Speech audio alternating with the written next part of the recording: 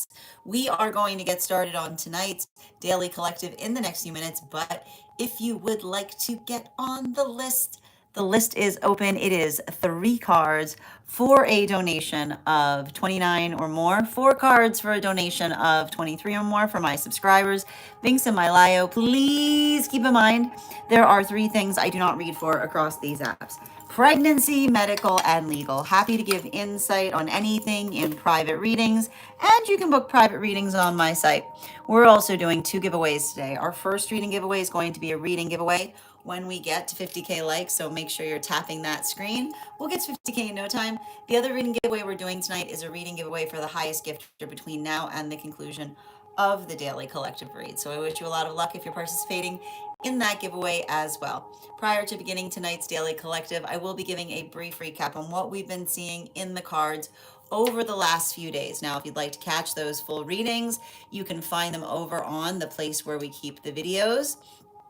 You can also find them over on the place where we keep the photos. You can also find them as a podcast over on my spot at Tarot Church and over on my stack. But before we get started tonight, first and foremost, most important question: how are we doing this evening? Scale of 1 to 10. There are no wrong answers. This is just your evening reminder that we are continuing through a very rigorous eclipse cycle. There's a lot of planets in retrograde right now during this eclipse cycle. It's a lot of intense energy. Reminding you that eclipses, the reason we articulate that they're unpredictable is because they don't have a quality in terms of having a particular energetic signature. Eclipses are amplifiers. So whatever we're currently experiencing at the time that we enter into an eclipse season is going to be the intensity of whatever we're finding astrologically. And I just want to bring you guys up to speed with what we were seeing astrologically right before this eclipse energy hit. Okay, we got Saturn and Neptune in retrograde in Aries, very big planets. Saturn having to do with our own context of time, the way that we conceive and perceive time. Neptune working through the space by which we hold feelings and memories.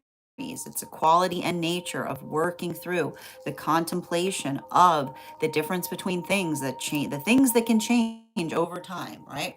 The adaptability, the places by which we're energetically able to process things versus the things that often remain the same.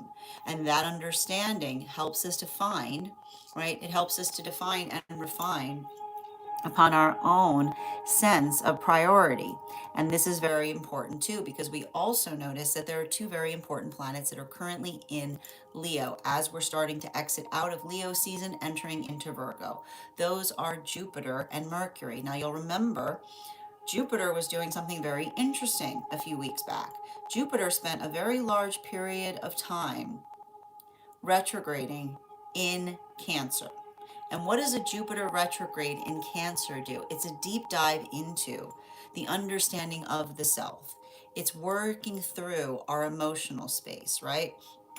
The only way out is through when it comes into the realm of our emotions, because, right, our ability to feel our feelings allows us to be able to communicate upon those feelings in ways that are healing and revealing. And what do you often notice with individuals, right, who work on the space of avoiding? What happens when you try to avoid feelings? You paint a big circle around them, right? This is what we talk about. This is why we talk about the fact that there's a perceptual blockage that often happens when we're working through avoidance, because there you are avoiding something and feeling very proud of yourself because you're avoiding it. And what is it requiring everyone else around the self to have to do? To have to face what you're energetically avoiding. So this is why we do that very heavy work in being able to navigate through the realm of our emotions, because it's not easy. It's messy stuff, right? It's a working through. It's a lot of that processing. And I wouldn't be surprised right now if you tell me, right? If you tell me that you're going through this, like if you tell me you're going through this eclipse process and you're working through some very heavy energy, right? Then that's important, because it's working through that energetic intensity that allows us to be able to utilize that as the firmament by which we're able to build upon things in ways that are greater than we ever have before. It's not easy, right? And I'm going to tell you right now, like especially with energy like this, especially when we're going through an eclipse process like this, I wouldn't even be surprised if you tell me that there's issues from the past that are rising back up to the surface, right? That's a lot of that that's a lot of that energy that we often get when we've got both Saturn and Neptune in retrograde, because it also works us through the difficult journey of the fact that when others aren't inclined to heal around us, it often feels like we have to carry the burden of another's healing journey, right? It's working through the frustration that we have a lot of things. There's a lot of things that we can have control over, but the one thing that we can't have control over is the identification point in relationality to how another person navigates their own healing. But this is why, and this is again looking towards as we exit Leo season, we get a lot of lessons there, because what does Leo often teach us? Leading with compassion, right? Leading with understanding. And what happens, and this is what's really beautiful and empowering, what happens when you lead with compassion? What do you find there? You find rationality, right? You move away all of that compassion, and what do you find? You find a lot of rational there, right? You find enough an ability, right? You find an ability to ration your compassion in ways that are profound. And that's what's so beautiful about leading with compassion. There's always enough to go around. Now, as it relates to how this is impacting both the new moon that we recently experienced, that new moon in Leo, which potentially felt a lot like a full moon, going into this full moon, this Virgo full moon that will be in the sign of Pisces in just a few days. What were some of the changes that we saw evolved there? I still got the cards on the table so we can go through it. And I think it's very important that we observe this, because the three cards that we drew for that new moon energy were the Star card in its upright, the Nine of Wands in its reversal, and the Moon card. Now, here's the thing about it. I absolutely love to see a Star card with a Moon card, because, and this is what I often teach in my classes, these are connected cards. Okay? These cards are energetically connected in the observation and the understanding about the difference between articulating energetic frustration and getting busy in the process of energetically trying to fix it, right? It's a conversation, like, and then this is where we see this Nine of Wands in its reversal, right? Which says, right, and that's basically what you see, right? When you're in the midst, right? When you're in the midst of getting busy, trying to fix something, right? Your hands aren't free. You don't have time so much to articulate upon the frustration about things, because you're working too hard to try to get into the space of resolving. But this is often what happens as it relates to the feeling of helping, right? Because it becomes energetically exhaustive. Because there you'll be, right? There you'll be in the heart of helping. There you'll be in the space by which you're trying to do everything as compassionately as you can. And what will you find around you? You'll find individuals on the sidelines. You'll find individuals in the sidelines that got nothing but time and nothing but the ability to energetically complain about the way that you're trying to bring your compassion into this world. But that is the quality and nature of trying to change something, right?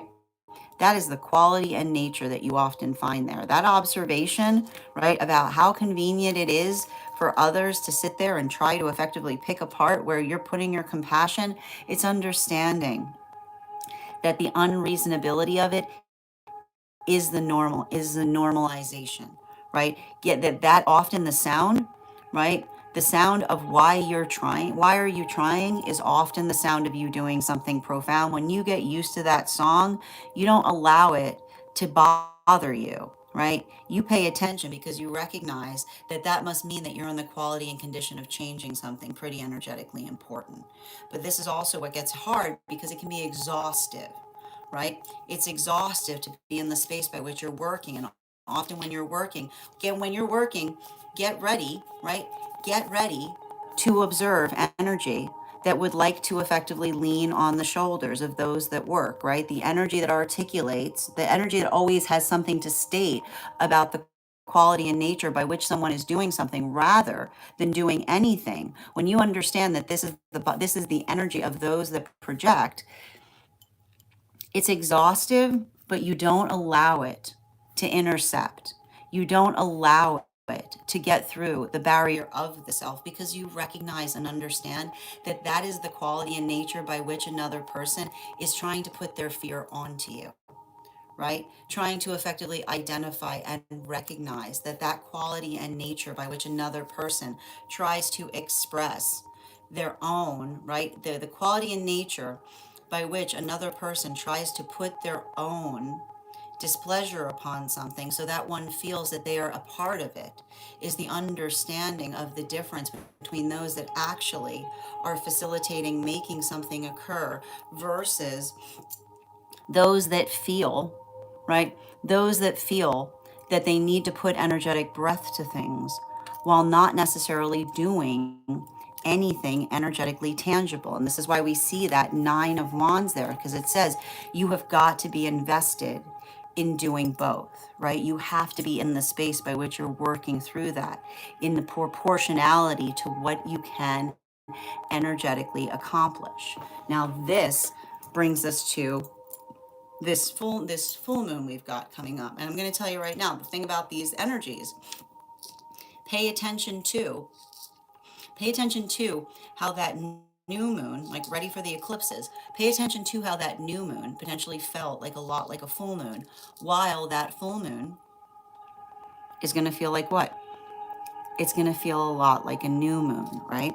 A Pisces full moon in Virgo season is often being able to understand, and this is the work that effectively happens when we are able to persevere through circumstances or situations that feel impossible, right? That often feel like nothing is energetically happening. What is really occurring? We're becoming stronger, right? We're becoming stronger in our inevitable, because as you sit there, like, and you have to understand, this is the quality and nature of a healthy manifestation. As you sit there and you endeavor, right? And you endeavor and you endeavor and you endeavor, right? There you are feeling like that endeavoring isn't amounting to anything, right? You'll often be sitting there, and this is what we understand in the observation of purpose. Purpose is not built towards energetically accomplishing things. This is why we talk about a healthy manifestation is not about what you get on the end of it. It's about how you feel. It's about the observation of how you feel as you are working towards your highest attainment. Because when you are working into the quality and nature of attaining, right, it's not about getting, it is about retaining the energy of being in the highest embodiment that allows you to feel that you're in your energetic fullness. So that ability by which we are effectively working into, right? When we're working into our energetic attainment point, then often the quality and nature by which we feel, like often those moments or those modalities by which we don't necessarily feel that anything is happening, profound things are occurring around us, because the changes that occur happen within the realm of the self, right? And this is often why, right? This is often why you find in the outside experience, right? In the nature by which one is working beyond the capacity of what one internally feels, right? Working through energetic, there you are, working through desperation. And what do others see? They see bravery. There you are working through energetic fear. And what do others see? They see your energetic courage, right?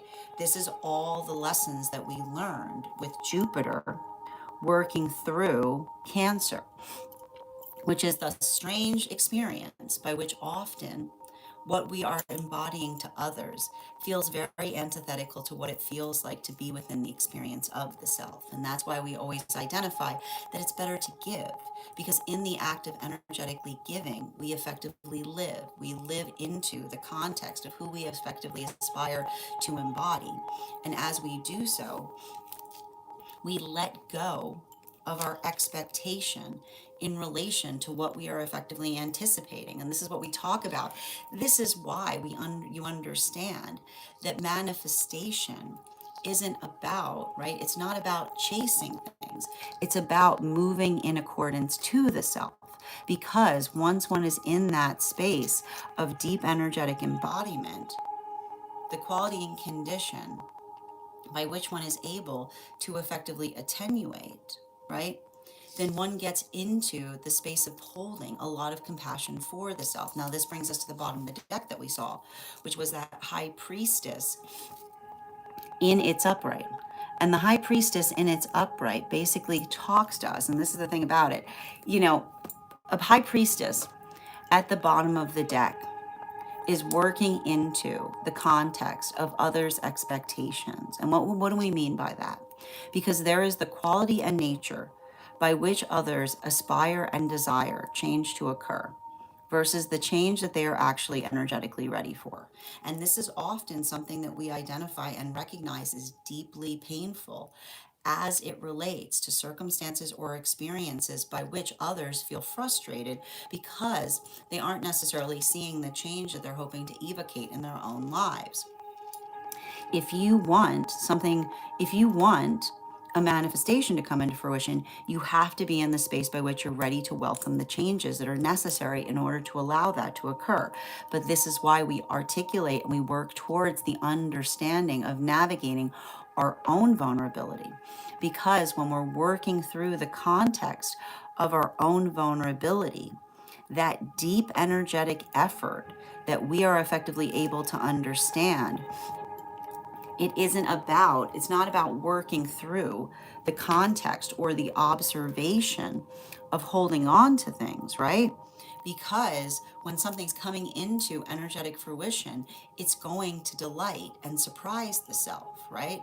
It's going to build into that sense of what we identify as jubilation. But if we're not in the space by which we are allowing ourselves to be vulnerable, we often identify that same desire to feel, right? The desire to energetically feel in control of things, right? It's understanding, and this is the thing about it, trauma at its core, right? Trauma at its core fills us with a false perception, right? Trauma at its core fills us with the false perception as it relates to the control. Because when one is working into the false perception of trauma, recognizing and identifying the feeling of having to have control over everything, what do you effectively understand? That's stifling energy, right? And that working into the context of energetically stifling is often the identification or the arrival point as to those experiences by which individuals potentially have the capacity of energetically self-sabotaging, because it's the quality and the condition by which trauma itself forces one to be hyper aware, right? And in the quality and condition by which one is navigating trauma, that hyper awareness that facilitates a need for energetic control, right? Our ability to effectively navigate, right? The quality and nature by which we effectively allow, right? We allow for the energetic opening of possibilities around us, right? Versus the ability to effectively have to put energetic rigor towards things. What we find is the strength is found in the mutability point, right? Because, and this is what we identify, this is a continuation of the culmination of a lot of those strength relationships. It's not strong if you can only maintain a singular stance, right? There's no strength in maintaining a singular stance. That's rigidity. The strength is found in energetic mutability, because when one is mutable, then one understands the quality of nature of energy that one has to bring towards things. So I want you to kind of think about that as we navigate through this eclipse energy. How, right? How can you bring that mutability into one's own experience, right? And that doesn't require you to have to be rigid about things, nor does it require you to have to be incredibly soft. But being able to understand the context by which you're able to understand and recognize what energy is needed to be brought to situations in different experiences or landscapes. Now, that is where we find all of the energy prior to beginning today's daily collective reads. But if you'd like to find that full reading, you can find it over on the place where we keep the videos. You can also find it over on the place where we keep the photos. You can also find it as a podcast over on my spot at Tarot Church and over on my stack. I would also encourage you to head over to my stack to learn more about our next tarot class, which is going to be occurring on Thursday, September 17th at 5:30 p.m. PST, 8:30 p.m. Eastern. We will be continuing our studies into the tarot with the focus on the four cards, the four cards of the minor arcana. If you would like to become a part of that tarot class program, all you need to do is head over to my stack and become a paid subscriber. Your paid subscription to my stack is your ticket of entry into our live classes each and every month.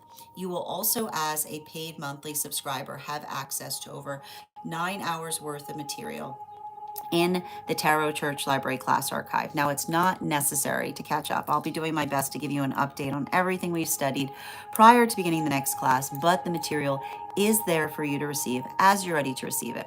You'll also have access to a one-on-one chat with me and the other students to ask any questions that you may have in relation to anything we've learned and studied thus far. And if you become a founding member, not only will you receive a discount on the full year's worth of classes, but you'll also have access to over 20 hours worth of material in the Tarot Church Library class archive, as well as the opportunity of having an assessment by me where I will meet with you personally to assess where you are on your own personal tarot journey and give you the best insights in terms of how to utilize those classes to the best of your advantage, moving towards your tarot goals going forward. One of the things I try to do in these classes was make them accessible to the absolute novice tarot reader as well as the seasoned reader. There's definitely something there for everyone. Don't let your lack of experience or your robust experience prevent you from joining us in these classes. And even if you don't become a paid subscriber to my stack, I would encourage you to follow me there to stay up to date on any new offerings or services. I also post my weekly newsletter there, which will let you know about my in-person events, as well as my online live schedule and my mystic meditation articles, which give you updates on everything we've been seeing energetically in the cards based on the lunar cycle. I just wrote one recently on this new moon that we experienced. I'll have one out shortly on this full moon we've got coming up. Finally, I want to let you guys know that on top of my standard life path readings, I also offer mentorship classes. These are for any of my students who are seeking a more personalized educational experience by me. I take a very limited number of students for this reason, as those classes are focused on each individual's personal spiritual goals and journey work. Those classes can be purchased on an individual level or as a monthly class series, weekly or bi-weekly as your schedule permits. Also, for my students that are seeking more consistent weekly tarot support, I'm very happy to offer weekly tarot insight packages. That is a package of 4 30-minute reads, again, weekly or bi-weekly as your schedule permits, so that you can stay more consistent on your personal journey at a budget, as well as my dream interpretation readings, which you can purchase per dream or as a series. Now, if you purchase a series, I would encourage you to start to keep a dream journal, as we will meet weekly or bi-weekly with that journal to utilize the tarot to understand the key themes and messages coming towards you in the dream space. But let me know in the comments how this energy is impacting you personally, because it is going to hit everyone just a little bit differently. That said, if you'd like to get on the list tonight, the list is open. It's a wonderful time to get on the list. You'll be the first person read for. I will also stress I am keeping the list somewhat short tonight. So if you would like to get on the list, I would encourage you to do so sooner rather than later. I am going to take a minute to read over. And also for those who are joining us over on the place where we keep the videos, you can also get on our list this evening via our tree that has links in it in my bio. I'm going to take a moment to read over. Just bear with me a moment. And for those who are joining us for the first time tonight, we do here dream interpretation, highest priority messages from spirit, angelic, past life, mediumship, love readings, pet readings, animal spirit guide readings, akashic, mind, body, spirit, love, and aura. If you have information that you feel is necessary or relevant for the purposes of our read, you can include it in the notes when you send the donation. You can also post it in our subscriber only disco channel in the appropriate channels. Excellent. And Julia, thank you for those likes. Hi there. Good to see you, dear. How are your travels right now? Bridget, so good to see you. Oh, Janae, so good to see you. How have you been? Thank you, dear. Cody, thank you as well for being here and receiving these messages. And thank you for those gifts. Bridget, thank you for sharing the live. Thank you, Janae, for that lovely gift. And thank you as well. Always appreciate when you guys share the live.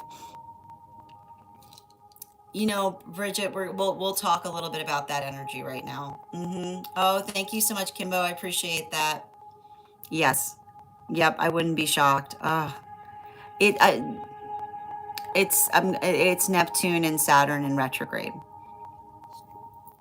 That'll do it. What you guys are bringing up. Hi there, Heather. Good to see you tonight. I know the star card's lovely, isn't it? I often feel like it's a misperceived card. Absolutely. Thank you, Cody. I do my best here. Absolutely. Thank you as well, Janae. Oh, Bridget. Oh. Hi, Ivana. Good to see you tonight. And thank you for those gifts, dear. I am on late. Kayla, how are you doing this evening? And Kayla, thank you for sending your first gift to us. I appreciate you. And thank you as well, dear. Excellent. And Ella, thank you for reposting and thank you for sharing. Thank you for those bocce, Melanie. I appreciate you. I'm doing well tonight, Bridget. How are you? It's my good to see you as well, dear. Excellent. Thank you for those hearts, Cody. Thank you, dear.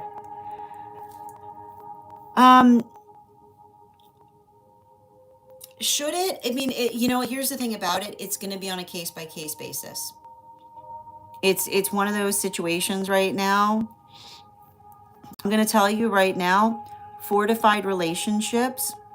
I feel like this is probably going to strengthen communication. Fragile relationships, it might put a strain upon it. Absolutely. How you doing tonight, Les? Welcome. Hi there, Cayenne. Thank you.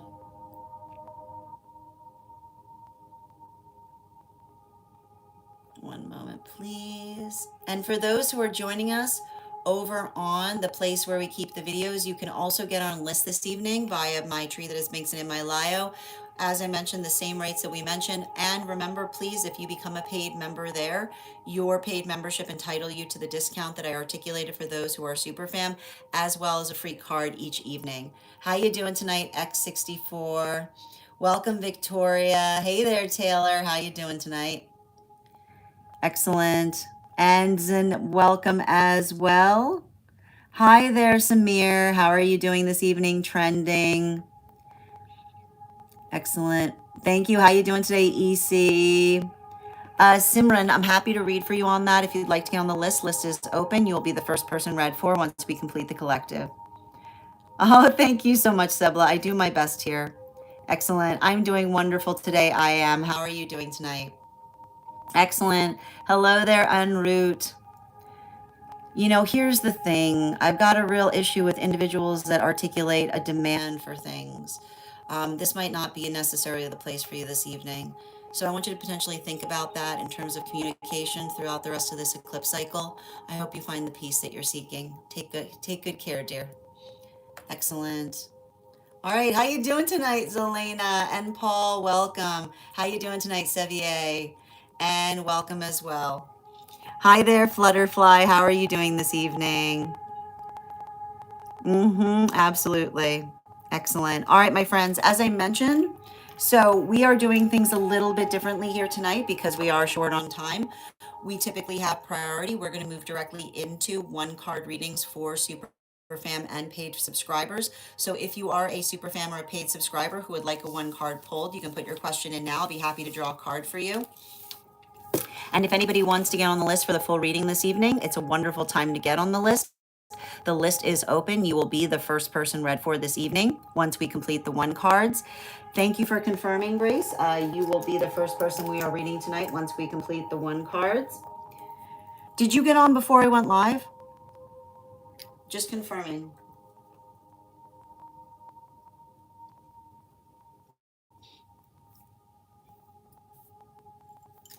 Okay, absolutely. So once we complete those 1 cards, you will be the first individual reading for. Thank you, dear. Absolutely. I got you, Janae. So so we typically do a free collective read here every time with time permitting, so that those who might not necessarily have the funds for a personal reading are always able to have a reading here. I also want to point out our guides are very aware of what we can and cannot afford. So it's not uncommon for those who are here to receive messages through others' readings, because that's how the guides can work through. That's also why we identify these as donation-based readings, because often this context by which another individual donates a reading to the collective, what comes through is also what another individual needed to hear. I hope that helps, dear. How you doing this evening, Holly? Simran, you're always welcome to ask questions, but if you'd like cards pulled, that is going to require a donation. Excellent. I got you. 1 card for Janae, please. 1 card for Janae. Highest priority, please.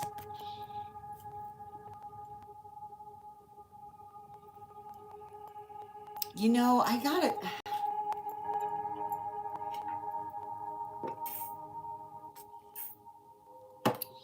Why do I keep on hearing someone around you going, I don't understand. It always worked before.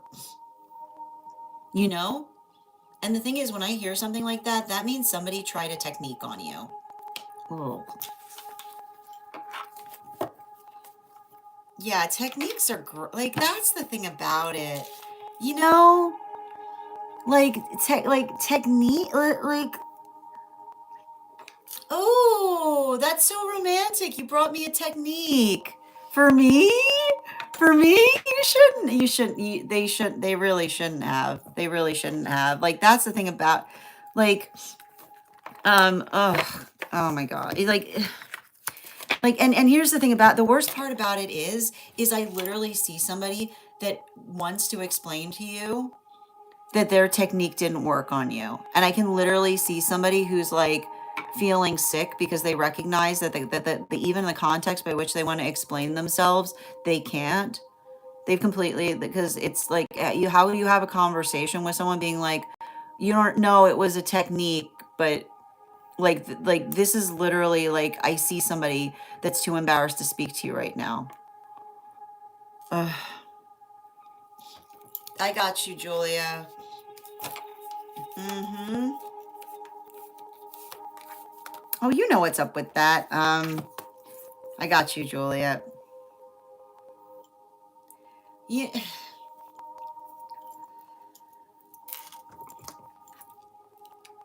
You ever see, like, the thing is, I always like to point this out. Do you ever see that drawing? Like, you ever see that image of fire on water? Right? Because the thing you have to understand is, and I think you have to like understand this, some energy, you know, like some energy does not know how to can't carry anger, right? And the thing about it is, when somebody's carrying anger, like, and here's the thing about it, some energy, like, when another person tries to say, like, how are you so peaceful, right?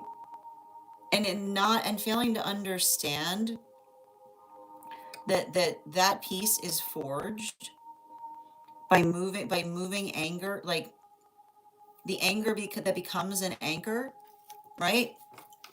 It's not everybody, right? It's not everybody, but it's the observation, and that's the thing about it. Like, when you can't get somewhere, you can't get anywhere with someone that tries to bring another person into a point of anger when another person is like, anger? You mean my best friend? You mean my anger? Like, when another person's like, when another person has a healthy relationship with their anger, right? you know, it's interesting because it's like I feel like it's just the observation, like this is what your guides say, right? Like it's not like it, right, righteous indignation is not the same as anger. And when another person's carrying righteous indignation, another person's like articulates, misperceives it as anger, then you understand the fact that they're trying to energetically diminish, right? Don't let another person, if you see another person trying to diminish your feelings, take the note, right? Like that's their diminishment in your experience, not the quality or condition by which another person tries to effectively make you upset, and then so that potentially they then don't need to come correct. I got you, dear. Mm-hmm. Excellent. Hi there from Sweden. How you doing tonight, Jeanette? Oh, thank you. Hi, welcome from, hi there, Dinesh. Welcome from India. All right, one moment, please. Excellent. I got you, dear. How you doing tonight, Flutterfly? Highest priority for Bridget, please.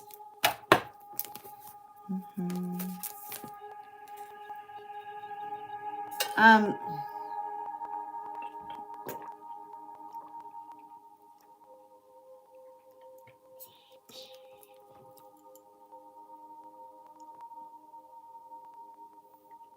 I feel like this Two of Wands in its reversal is very interesting because I just keep on seeing when I read for you right now, you're moving into alignment with a past life version of the self. And the thing about it is, particularly with this bottom of the deck, yeah, especially with this King of Pentacles, with a massive difference here. Because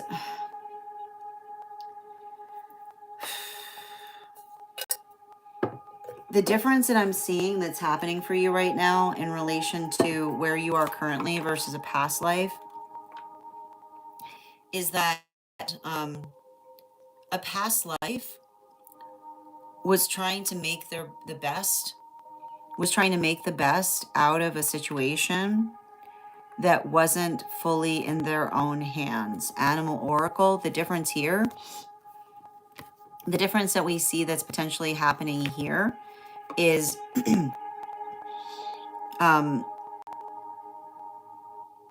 you being in the quality and condition of being open to receive is what I keep on getting. And I keep on seeing that there's some, I need to write that down in your book.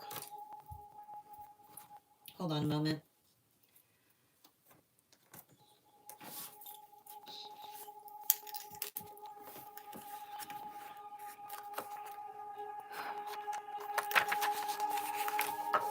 The reason I keep on seeing that you've never been so open, like open to receive, is effectively coming through the quality and condition by which you're understanding and identifying that the receptivity that you're energetically bringing to things right now is amplified and articulated with the fact that you're able to energetically give forth, right? You're giving forth to something that is able to, you're giving forth towards something right now that is able to reciprocate back to you in kind. And the reason that I keep on seeing that is somebody potentially saying like, especially if you've heard a lot in your life, I have no way to, like, how can I ever repay you? Right? It feels like you're finally in a space by which you're giving forth to something that can give back to you in dividends. Absolutely. Mm-hmm. Kayla, I got you, dear. One card, please. We've got the Three of Wands. I mean, swords. It's interesting that I said wands, even though the swords came out. Because the thing about it is, I'm seeing this a lot during this full moon, which is working into, um, it's working into the context of understanding and identifying that when others feel, when others feel like they've energetically limited us, all they've done is provide, like when another person feels like they've limited you, all they've done is giving you possibility, is what I keep on hearing. Like when another person feels like they've limited you, the possibilities become endless, because I just keep on seeing they didn't liberate you. They didn't limit you, they liberated you. Right? They didn't limit you, they liberated you. This always happens with when another person misperceives another individual's self-worth, right? It feels a lot like somebody who like completely locked them. It's like somebody who completely walked away and they locked themselves out of your life. Is what I keep on saying. They just leave. If they walked away and locked themselves out of your life, just leave them there, right? Just let them, like, give them if they wanted space, then space they shall have, is what I keep on getting. Right? Like all the space. Absolutely. How you doing, dear? Heather, one card general. Um, the Six of Wands in its reversal does not want to stay in the deck today. Um, it's coming into fruition. It's just not coming into fruition on the timeline that you expect. It is not a lost cause. Don't you dare, listen to me, don't you dare get upset about something right now. Okay? It's saying to me, it's saying to me that something's coming towards you. It's just coming towards you more slowly than you expect it to. Animal Oracle, right? Don't I don't like, if there's energetic delay on something, it can change just as rapidly. Particularly and especially, I don't know, I keep on hearing somebody I just keep on getting something by which somebody's coming, because like somebody coming towards you saying, I owe you an apology, in terms of like in terms of a decision they made that might not necessarily be going the way that they expected it to. Oh, I'm so glad to I'm looking forward to reading to you tonight. It's my, but here's the thing about it. That's what I'm seeing around you, Janae. You know, it's interesting that you drew it, it's interesting that you drew that, because it feels like the energy around you, remember when I said somebody saying it's a technique, right? That was the technique. Like, that's why somebody can't talk to you, because it's literally like, I literally see somebody who's like kicking themselves because they have to explain to you that they thought that they were doing something that was going to make you like energetically frenzied for them, but instead they like push themselves into a zone by which you guys are no longer like, it's like, I just keep on seeing it's like they walk themselves right back to a playground, you know? Like it's saying to me, like it's like they thought, like I feel like it was somebody, like it was like, it's literally somebody who wants to explain something, but they realize that even in the space by which they try to explain it to you, they're going to sound like an absolute child. Hi there, dear. Yep, highest for it's my please. Mm-hmm. A lot of transformation right now. And I feel like a lot of, but here's the thing about it. I feel like this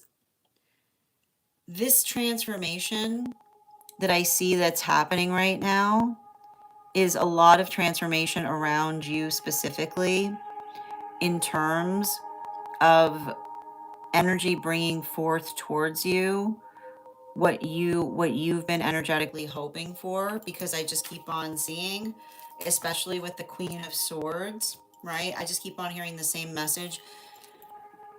There's a guide that's around you that knows your manifestations loud and clear, right? And that's why, and especially with the confirmation that you, yeah, especially with the confirmation that you gave me about the guide, right? Like they're identifying the fact that they know exactly what you're hoping to manifest with another, and they're basically articulating that um if that is not if that is not energetically coming through from the direction that you expected, what we effectively identify and see that is occurring there is working into the context or the understanding that that guide is as frustrated as you are in relation to the changes they were hoping to see in another versus another person, basically, like versus another person that is falling back into a former version of themselves rather than moving into a space of deep transformation.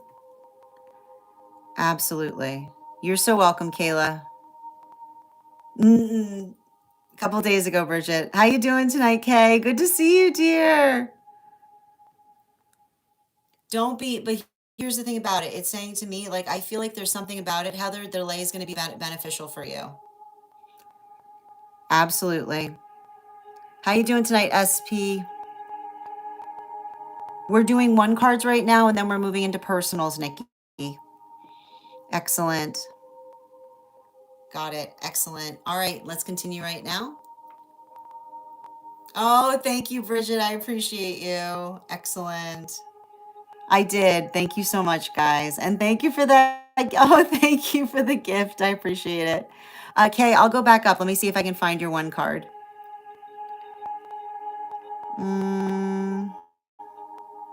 And thank you for the follow, Dark. I got you, Lisa. One card on what is spirit. Okay.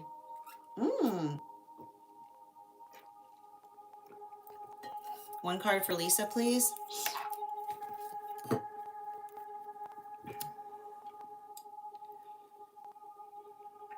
It feels connected to a past life.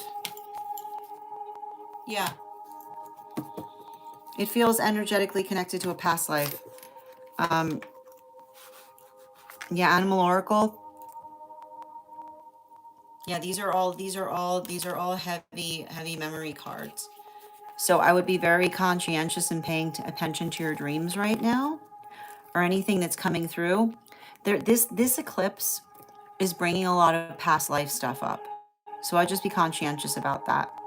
Hi there, Ivana. I got you, dear, and thank you for those gifts, dear.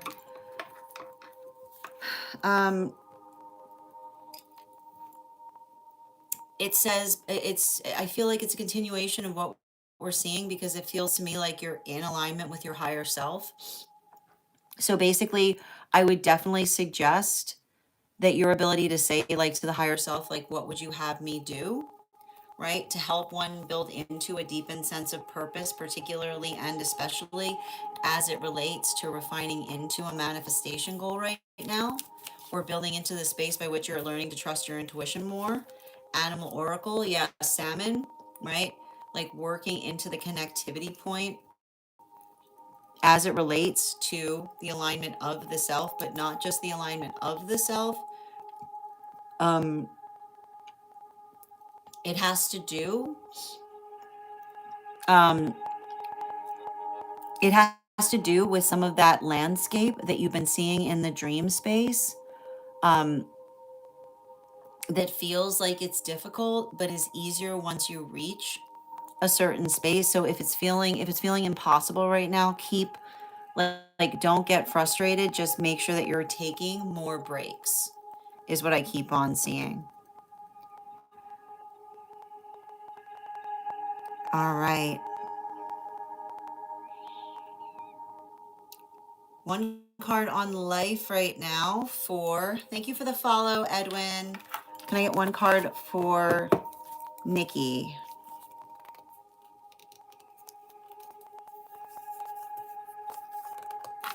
We've got the Queen of Swords in its reversal, which is like, you are not You do not exist for appeal, you know? But you'd be surprised, you would be energetically surprised by those that feel that the be all and end all of you has to be in being appealing, right? That is like, I keep on hearing that is archaic. I feel like you're around some kind of archaic like feeling, like energy when someone's like, "Oh, but like aren't like when somebody says like, "Oh, aren't you worried about what other people think?" being like thinking about what? Like it's like it's not about being energetically appealing, right? The quality and condition by which we are appealing, we appeal to ourselves first, right? We appeal to ourselves first, but and you have to understand this. Individuals who lack like self-esteem for the self are often overly worried and focused about what other people will think about things, right? And this is why we identify that like that ability of coming into our own energetic confidence is often one that is articulated and stated by not worrying. Like the first step in having that is not worrying about what others think. It's about being able to effectively understand and identify the person that we're effectively seeing and how we feel about that person. Absolutely. Excellent. Mm-hmm.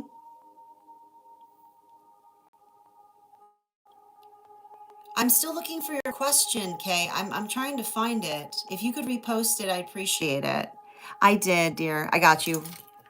I got it. Okay, one card. Oh, that helps. Yes, Kay. I got you, dear. Thank you. Let me just pull it up there.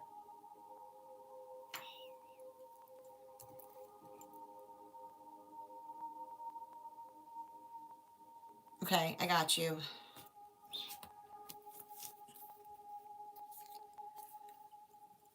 This is very first time energy with this page of wands.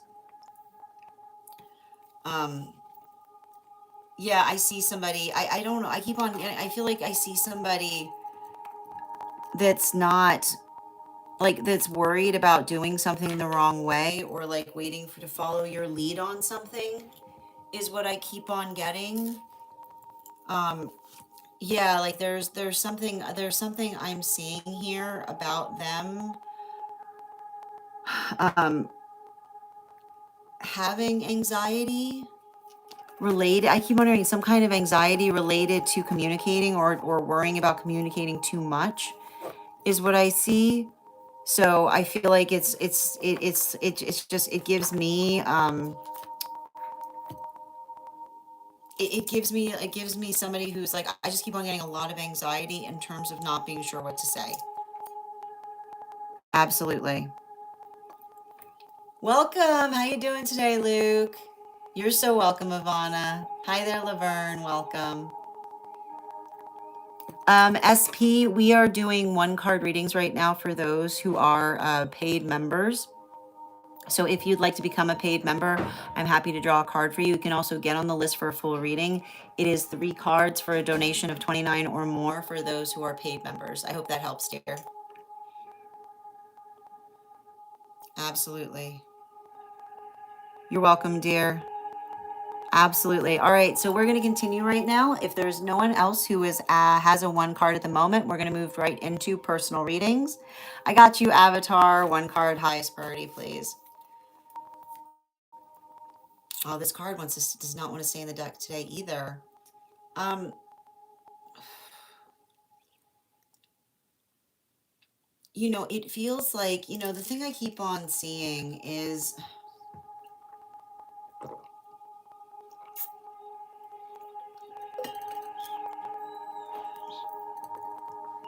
I feel like I see you incredibly busy. Incredibly busy. And the thing is, you need to be in connection with someone that recognizes that that busyness is not you potentially ignoring them. It's having to understand that your time is energetically precious. So it feels to me like if this is one of those situations where another person like is trying to facilitate like long bouts of communication with you without potentially coming into fruition, I feel like you have to like it basically states like having to say to someone like, look, like especially if you're starting to build communication with someone, like, look, you can act, and we like, you can say this, be like, look, i'm looking I'm looking for something that's tangible. So I'm not going to put a lot of energy into communicating until we tangibly meet, because, and here's the thing about it, there are individuals, right? There are individuals that are perfectly, that are seeking untangible relationships, right? Like I like to describe those as ether relationships. So a relationship that exists in the ether is one by which there's lots of communication but not coming into tangibility. So if you're working through that with another, then your ability to basically make sure that you're stating, you can state that to someone, say, look, I'm not going to get emotionally invested in a chain of communication until we meet, right? And that is not unhealthy to articulate. That is the healthiest thing that you can state to another, because it's being clear to an individual how much energy you're willing to effectively expend, given the fact that there are individuals on this earth who have a tendency of being profoundly flaky when it comes to moving something into tangibility, right? That's not something that's unreal for you to say. That's something that you can say to another person clearly, which is basically, and the way you're able to heal that is saying, I have a tendency of not getting emotionally invested until we meet in person, because emotional investment is emotionally taxing, right? That's all you have to say to someone. Emotional investment is emotionally taxing. So unless, if that's something that you're articulating to another about the tangibility being significant, you can articulate that. And if someone gets upset about that, that person's not for you. Absolutely. Ella, I'm looking back for yours right now, dear. Mm-hmm.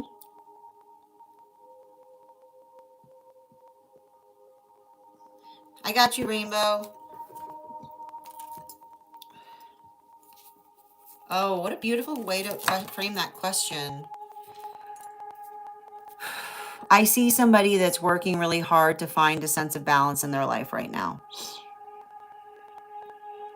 Everything they're doing right now is, I feel like I see somebody that's had issues in the past, um, with um, with with healthy balance. So yeah, particularly with the King of Pentacles. This King of Pentacles does not want to leave the bottom of the deck today, but I see somebody.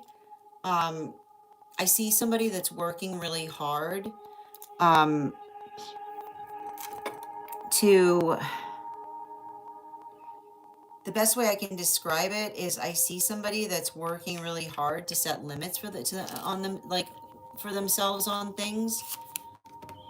Yeah, particularly with the Ren, like I'm almost seeing somebody surrounded by timers in terms of like being able to say to themselves, like, I'm giving myself this much time in this area, this much time in that area, because I feel like they're working through some kind of issue with Saturn where it feels like they're trying to take better accountability of where their time is being spent. So I feel like there's something very important that I'm identifying there. Absolutely. Hi there, Daniela. I'm doing well tonight. How are you doing? I got you one card for Ella, please. Highest priority. Ooh, we've got the Lovers. You know, the end. I know that this is painful to recognize, but us coming into alignment is often triggered by those that are not in alignment to us moving away from us. And I feel like it's interesting because I feel like I see a very strong angelic around you.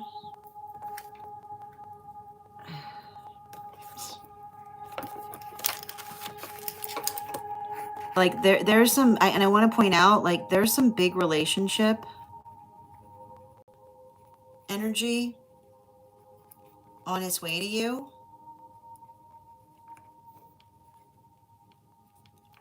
Pay attention to who has been silent with you before it arrives,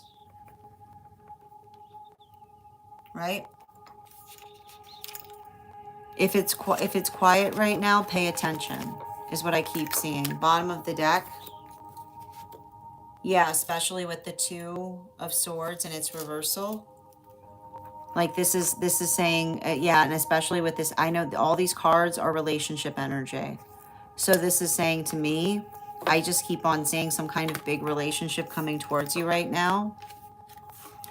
Your ability to observe and recognize the context of that coming through, the observation and the understanding of, like, I just keep on saying, pay a lot of attention to the quietude right now, because I feel like there's something about the arrival of that relationship into your life that if others, like I keep on getting, if others try to come back towards you, once that occurs, like you being able to navigate or recognize something with a sense of understanding, right? It's like paying attention to what's changed, specifically in the context by which you are effectively communicating to others upon your desire of a relationship or your desire to make energetic connection to things. Let that be, like, let this be a time of observation, is what I keep on seeing. How you doing tonight, Chili? How you doing tonight, Robert? Excellent. Yeah. Mm-hmm. You're so welcome. I'm going to write down that angelic for you too, because they were coming through very strongly.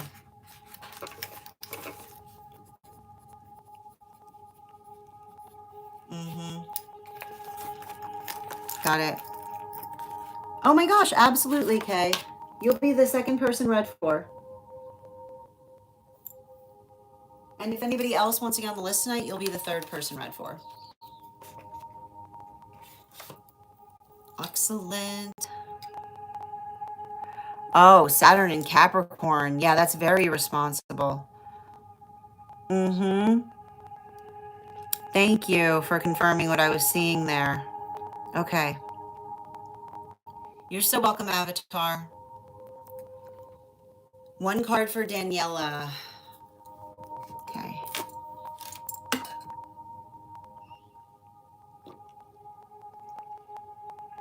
Can I get one card, please? Related to that connection.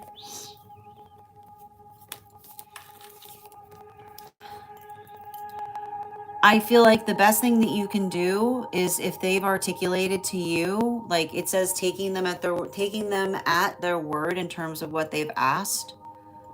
You know, I feel like I see somebody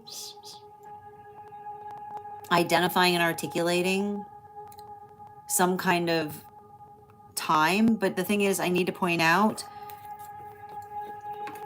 you know, don't, make sure if someone's asked for space, make sure that you're not waiting for that space to change. It's not okay. It's never okay for another person to ask for space without a limit in terms of how much space they're asking for. So if somebody's asked you for space, you have to say how much, what does that actually mean? It's completely unacceptable for another person to ask for amorphous time from us. So making sure that you're identifying that you're giving them, another person, space, but you're not potentially waiting, because especially if they've asked for amorphous space, because, and again, here's the thing about it, it's okay for you to say to another person, it is not healthy to ask for amorphous space, because that is the sound of someone asking for another to wait. And we don't ask others to wait to see if our feelings change, right? That is the observation of, we identify and recognize in terms of saying, like, I'm giving, like, you can say to someone, look, I'm giving you what you asked for. I'm not happy with this. It's not what I desire, but this is how I'm caring about you, and letting that be the energetic closure in terms of you moving towards someone that wants the same things as you do. Healthy alignment is mutual manifestation goals. And if another person does not want the same manifestation goals than we do, then the kindest thing that they can do is articulate that so that we can move towards what our manifestation goals with more compassion, love, and certainty. Thank you so much, dear, and sending you so much support on that journey. How you doing tonight, Norden? You're so welcome. Have a good evening, Rainbow. Hi there, Noah. Thank you for the follow. Oh, I'm so glad to hear that, Ella. Okay, we're going to continue right now. If we've gotten to all the one cards right now, we're going to move into personals. If anybody else wants to get on the list right now, you will be the third person read for. Welcome from Sweden, Maddie. And the first person we're reading for tonight is is this inside tea or outside tea, dear? And if anybody else wants to get on the list right now, it's a great time to get on the list. You'll be the third person read for. One card general for all of me. Make sure that you're making those plans ahead of time. Just sit down and take a good look at your schedule right now. Everything can get done, but everything can get done, but not the last minute. Make sure that you're very energetically aware of when things need to be done and the time by which they need to do them. Animal Oracle, you've got this, right? But it's going to lean heavily into your Capricorn placements, right? Which says like organization, like timing, right? Just making sure that you're not missing any beats in order to be able to do something effectively. And also having to potentially get others on board with your schedule as well, right? If there's something about your schedule that needs to change in order to be able to navigate some kind of deadlines I see that you're navigating, make sure that you're telling others ahead of time. Excellent. Yes, Chili, we are all aware. Yes, thank you, Steezy. We're all aware that Yahshua loves us. All right, let's continue right now. So before we continue right now with It's Mai's reading, can I get, we're going to do an intuition check. I've got the Animal Oracle card here. We're going to count back from 10, and when we get to 1, I will reveal the card. 10, 9, 8, 7, 6, 5, 4, 3, 2, 1. We got the boar. We'll do it again after the next reading.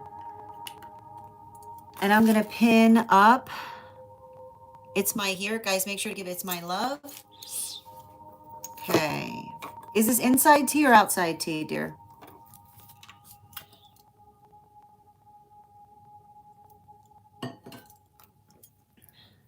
I got you, dear. I love the way that you phrase this, which is why I'm glad that you asked for it to be outside. How are my gifts either increasing, helping, or hindering my growth as it relates to gaining clearer discernment? I love the way that you asked that question. Thank you for being the first person on the list tonight. You'll have an additional card in your reading. Can I get 5 cards, please?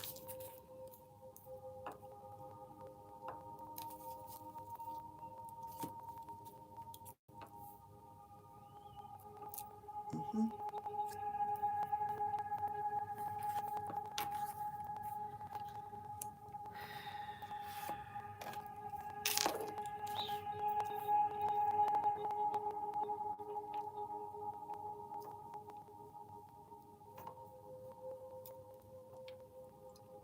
And one more.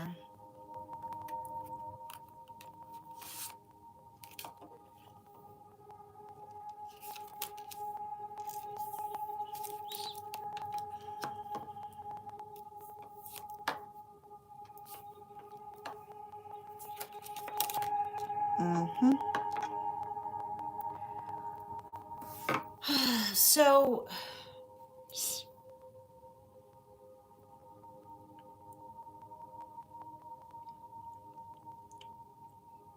what I'm basically seeing here is,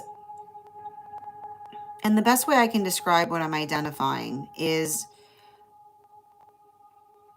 you have a beautiful gift as it relates to being able to attenuate or work into the context of the word that I want to bring forth right now is hearing the music of the spheres to a certain extent. You know, it's not, some things we don't really have a way of describing presently, so we got to stick to kind of the old ways of describing it. And the music of the spheres is being able to effectively identify and recognize or hear, if you will, what is effectively coming through. And the thing about it is when you're working through the music of the spheres, then the quality of the music, the quality of the music, the quality of that music um, is very it's very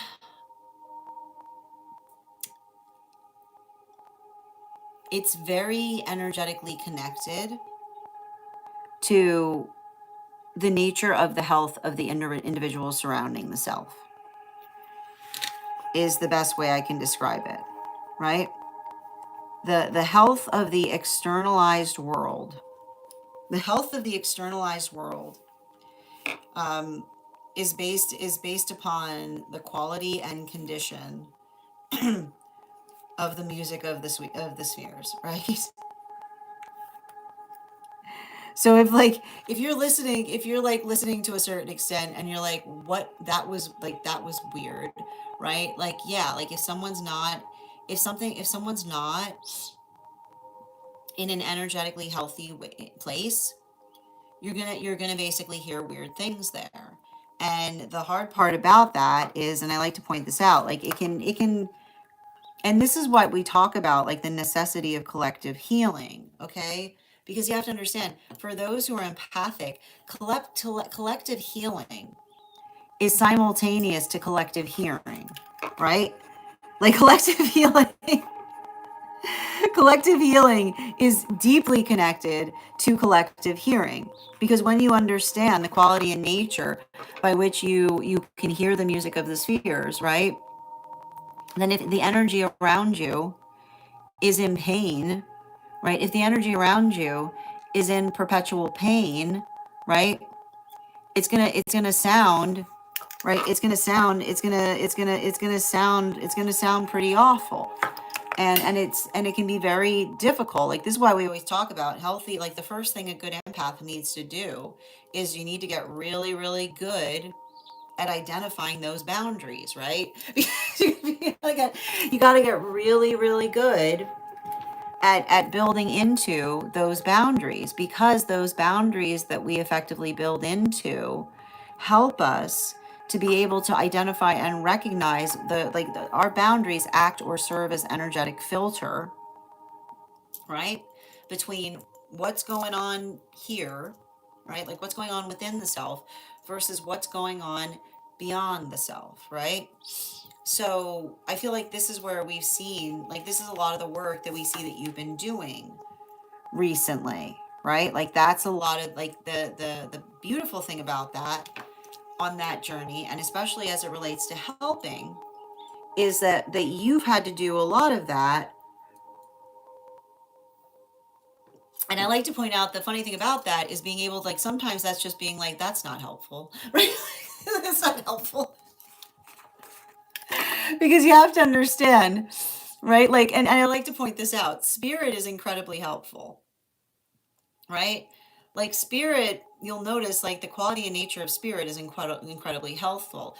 It's funny because I love the fact that I was trying to say helpful, but healthful came through, right? And why did healthful come through? Because helpful and healthful are pretty much the same thing. But when another person is working through, right, if they're working through crisis, if they're working through despair, if they're working through if they're allowing for trauma to eat away at their core, then you're going to potentially hear, like, a lot of deplorable things energetically surrounding the self, right? because that is often the quality and nature by which that energetically occurs. So the hard part about this, and I think that you've probably understood this, right? You're very, very good. You're very, very good at figuring out the nature of a situation, particularly as it relates to another individual's relationship issues, right? But here's the thing about it. Being able to identify, being able to energetically, being able to empathetically diagnose what's wrong does not mean you can fix it, right? A diagnosis, and you need to write this down somewhere. A diagnosis is not a cure.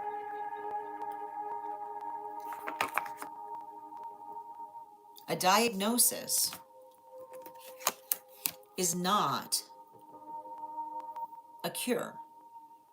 And the reason I say a diagnosis is not a cure means that in the quality and context by which you potentially enter into relationships and you are able to understand completely, right?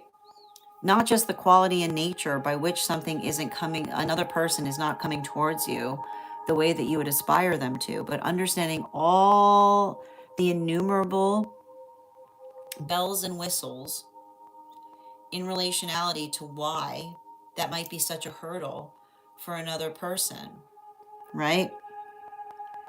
Your ability to identify the hurdle does not make the hurdle dissipate, right? It takes two. It takes two. It takes two. If another person is not as mutually invested on their healing journey, and this is what you have to be very conscientious about. If another person is not mutually invested in their healing journey, then it is not, then all you can do is reveal it to them and move away accordingly, right? Because that quality and nature, and I know how upsetting it can be, right? And this is the thing about it. And this is the thing I keep on seeing, and this is why this particular angelic is near you right now.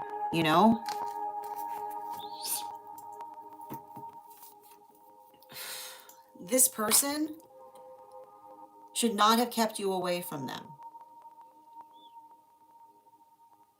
This person should not have kept you away from them, because them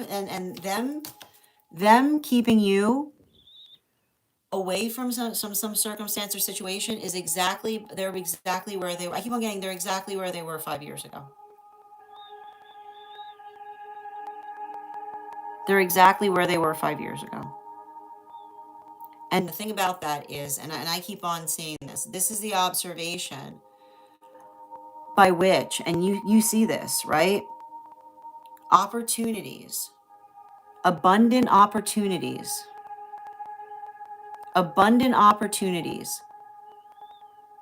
for them to have everything they ever wanted with you, but they cannot, and this is the thing about it, they're addicted to trauma environments. They're addicted to trauma environments. And you have to understand, like, individuals, like, being addicted to a trauma environment is a real thing. And when another person is energetically addicted to a trauma environment, and this is why this angelic's coming up, right? You did not do anything. You did not create that in them. That's how you found them. And they will, and I keep on hearing,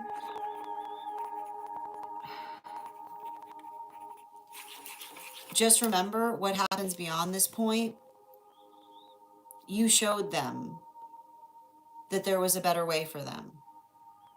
And that was through you. Because I just keep on seeing, like, and this is the thing I keep on seeing with this angelic, I just keep on seeing this angelic rolling up their sleeves and saying, get out of the way. I got some catching up to do. Right? That's all I keep on seeing around this. Get out of the way. I've got some catching up to do. I see some kind of angelic getting to work, bringing something towards you with a very fast speed, specifically because they see, like, they're looking at something. They're looking at something in terms of what another person, like, articulated, and they're just saying too, they're like, with this particular angelic, there's no worse thing to say than time waster. Like, that is that like that like that's like that is like that, and that's all it comes down to. Right? And I feel like that's the thing this angelic says, no, your time has not been wasted, because this is a type of angelic that says, like, time, like they're going like this, which is being like that like that's they come in to help align things from a time perspective, especially if it feels like another person, like, tried to give you some kind of runaround. Thank you so much for having that reading with me, dear. And if this message connected to you as well, it's very common for those who need these messages to be here to experience them. We are doing personal readings right now. If you would like to get on the list is open. You will be the second person read for tonight. It's 3 cards for a donation of 29 or more, 4 cards for a donation of 23 or more for my subscribers. Thanks in my bio. Please keep in mind there are 3 things I don't read for across these apps: pregnancy, medical, and legal. Happy to give insight on anything in private readings, and you can book private readings on my site. I'm going to take a moment to read over some of the comments that came through as I was reading. How are you doing tonight, Florian?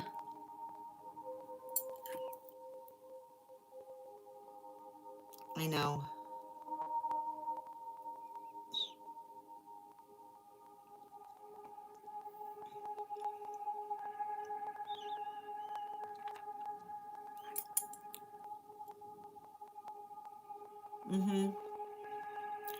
But here's the thing about it, right? A healthy relationship does not require us to build our own frame of reference. I think I need to write that down for you.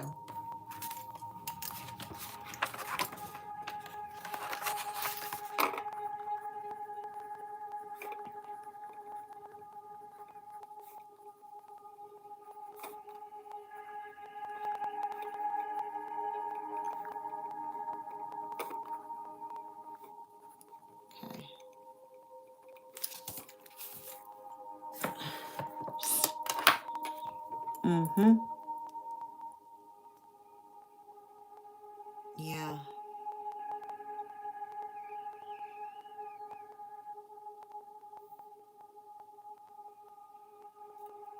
Yeah. And I need to point out, everything that you're seeing in terms of, like, a lot of the things that are coming to you right now are showing how much better, like you would, like, a lot of the things you're seeing right now, you would not be seeing if it wasn't a confirmation of the fact that you're getting better at setting those boundaries for yourself.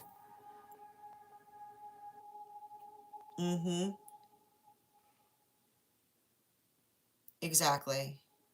Ugh. We're doing personals right now, Lana. We're gonna do a collective, time permitting. Yeah, absolutely. Yep, completely the same, Cody. That's the sad part about it. Ugh, sending you support. It's my. If you want to get on the list, Suzanne, you can do so. You'll be the 3rd person read for this evening. Thanks to my Lio. 3 cards for 29 for non-subscribers. Thank you for the help, Kay. Good to see you. And thank you for getting on the list, Ronan. You will be the 3rd person read for. If anybody else wants to get on the list right now, you'll be the 3rd person read for. To get on the list, Suzanne, all you need to do is send the donation via my tree that has Binks in it in my bio. 3 cards for $29 for those who are non-subscribers. I'm so glad to hear that, It's My, and I gotta point out, like, especially for this stuff to be coming through right now during this eclipse cycle, you know, like, just make sure that you're writing it down, because I feel like it's interesting, because I feel like not only are you working through this right now, but I feel like a guide's coming towards you in the process. Absolutely. And thank you guys for supporting each other in the comments.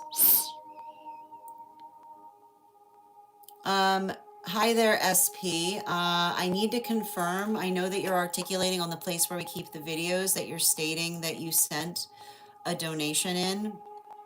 I see that it's that you sent a gift. So the gifts are not the same as sending in for a donation. A donation read is 3 cards for $29 or more. So if you send it through the app, then I'm happy to honor it, but I need to tell you, I'm not seeing it on my end. Now, if you sent it through another payment method from my link tree, you just need to give me the initial where you sent the donation. I'll be happy to check and make sure that it's come through. All donations, all readings are honored here. So I hope that helps, dear. You're so welcome, Daniela. Excellent. How you doing today, Ada?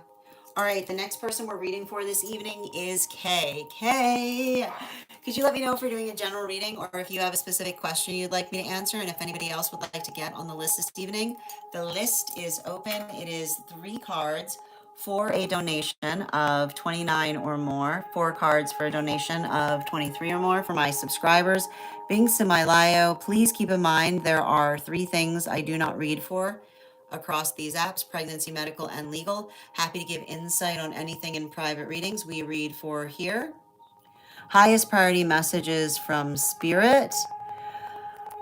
Life path, angelic, dream interpretation, past life, mediumship, love readings, pet readings, animal, spirit guide readings, akashic, mind, body, spirit, love, and aura. If you have information that you feel is relevant or necessary for the purposes of our read, you can include it in the notes when you send the donation. You can also post it in our subscriber-only Disco channel in the appropriate channel. Before we continue with Kay's reading, let's warm up those intuition muscles with an intuition check. I've got the animal oracle cards here. We're going to count back from 10. And when we get to 1, I will reveal the card. 10, 9, 8, 7, 6, 5, 4, 3, 2, 1. We got the fox. We'll do that again after the next reading.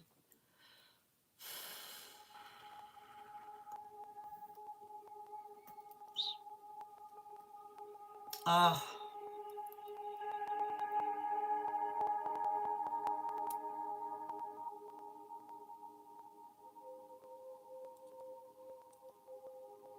Oh.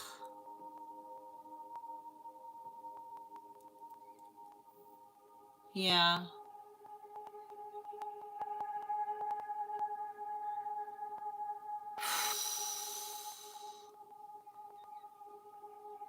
Okay.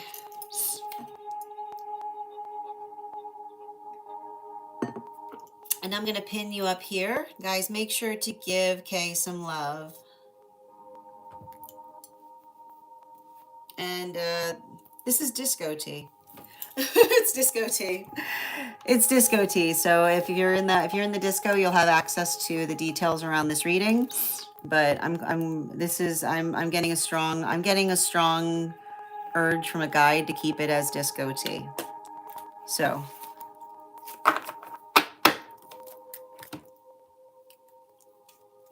yep.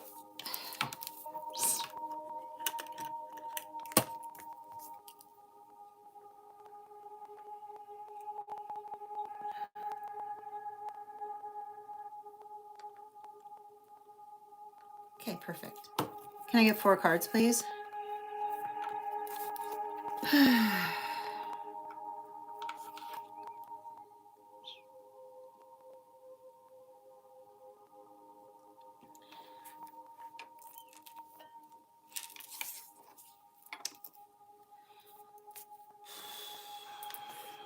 Thank you, Suzanne, for getting on the list.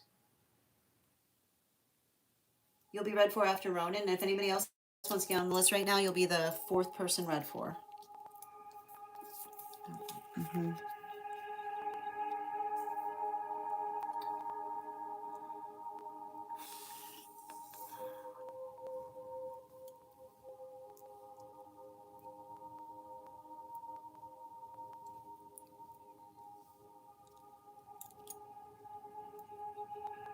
Yes.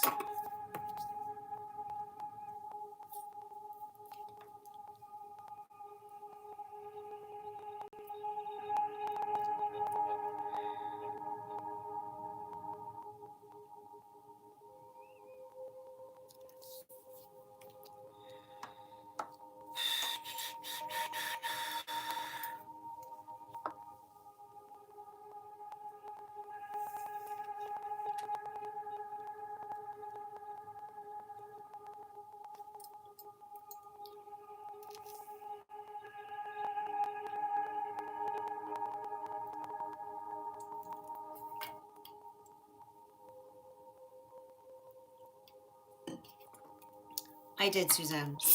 You have to understand you're currently experiencing a boundary issue.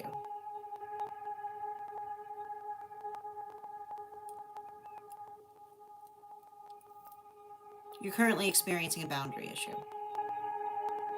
And the reason I say that is because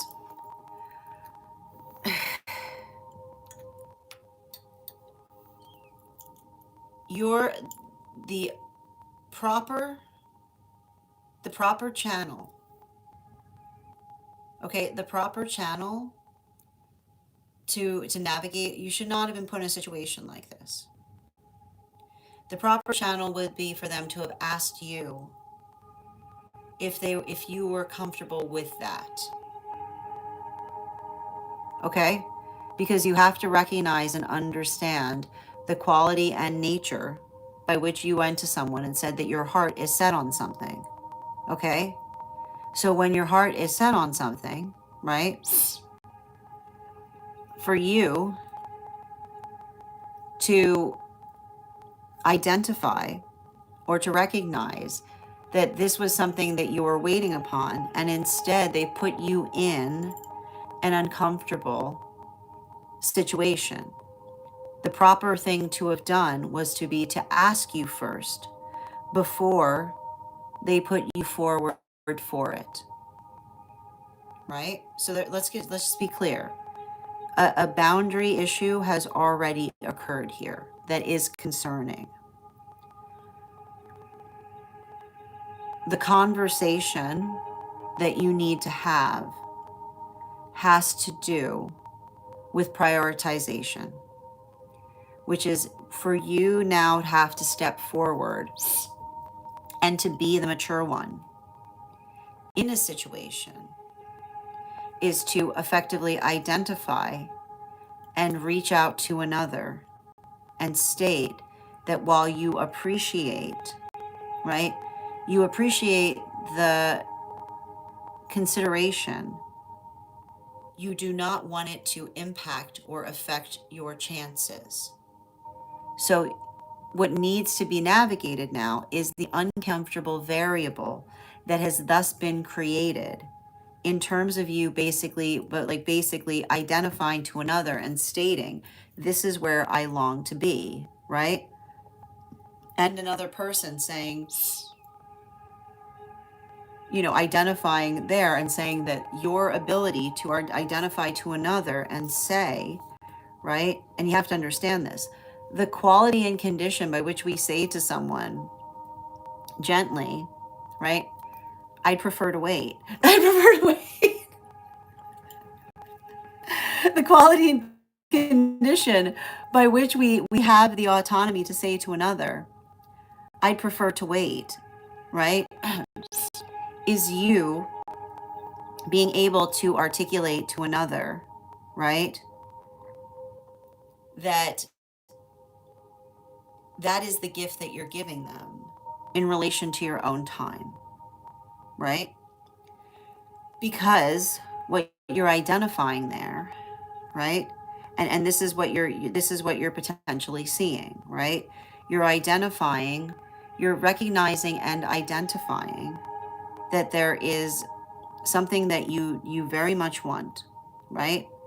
And the fact that, and this is often what happens, and you have to understand, this is often what happens in the fruition point of a manifestation, right? Other things that potentially rise up in unexpected ways as we're moving towards our manifestation goal. But the thing that is important and relevant, and again, this isn't to say, right? This isn't to say that what's being offered to you is not something that is possible, but being able to communicate and articulate that you don't want this to become a barrier in being able to be there, right? And the only way that you can navigate that now, which is not a situation, and I need to stress this because this is already, I need to point out, right? There's something here that is very distressing in the fact that it's already occurred. The fact that you should not have to be in the uncomfortable situation by which you are looking for a position, and instead of finding a position, you find yourself having to do work in building bridges, right? Because that's basically what's happened here, right? There you are looking for a position, and what do you find instead? You're being forced to build bridges. So, right, the best way to identify that right now is being able to articulate to another. Let that be the facilitation point of that conversation, right? Let that be the space by which you can state to another person, right? While I appreciate it, I don't want it to act as a barrier, right? And that's the thing that you have to understand. It feels a bit, it feels like a bit to me like somebody was potentially trying to offer you a gift, failing to recognize that the gift feels more like a barrier. But the best way to effectively identify whether that would be a barrier or not is, for instance, will there be a time in the future where there will be more of a need for availability, right?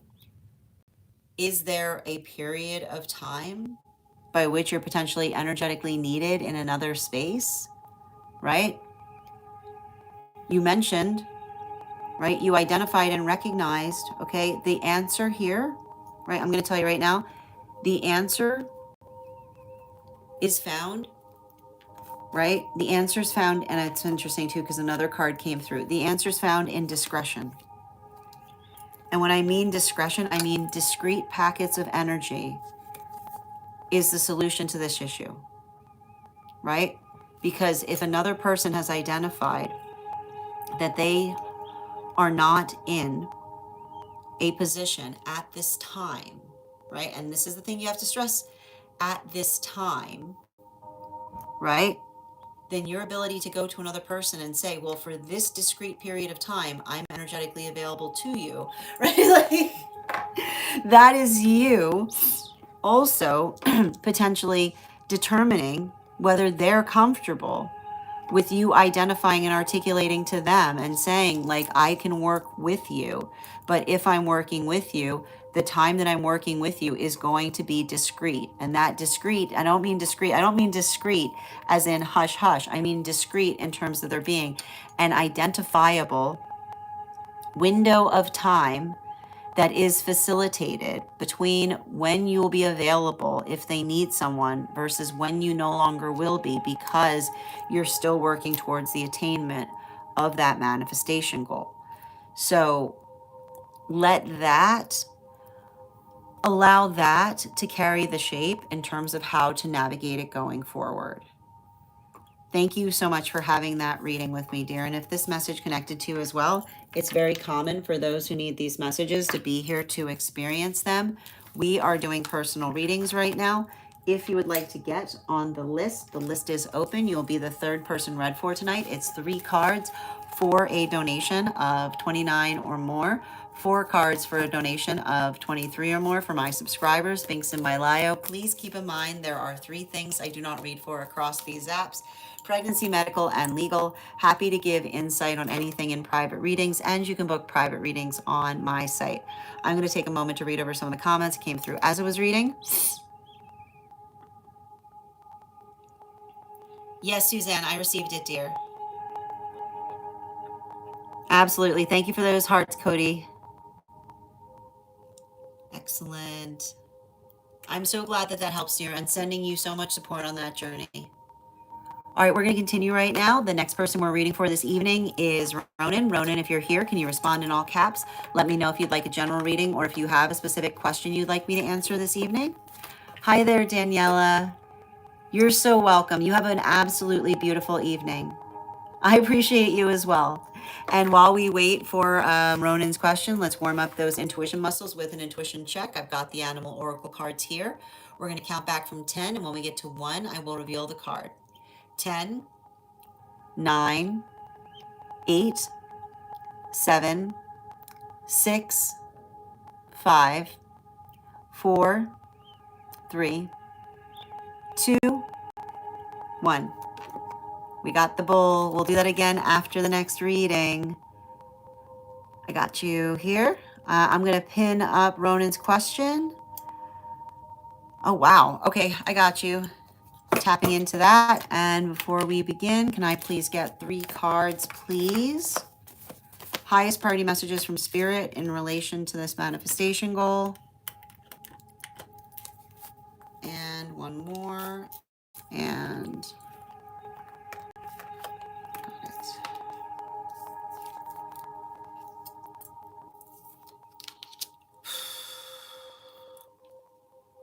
you know, it's interesting because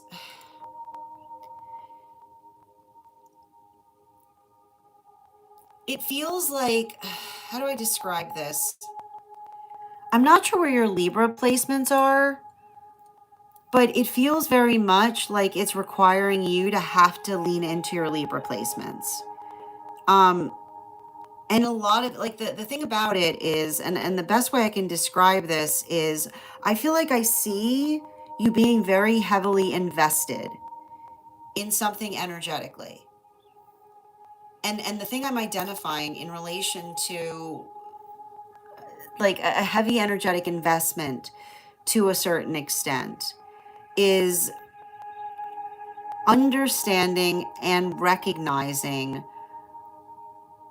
what it means to transition away from something, right? And this is something, and often, and like, it's interesting. I'm not sure when I'm not sure when when your last Saturn return was, but some of the cards that I'm seeing here, right? If this isn't a Saturn return, it's potentially going to feel very similar to one. And the thing about it is, and this is what's difficult,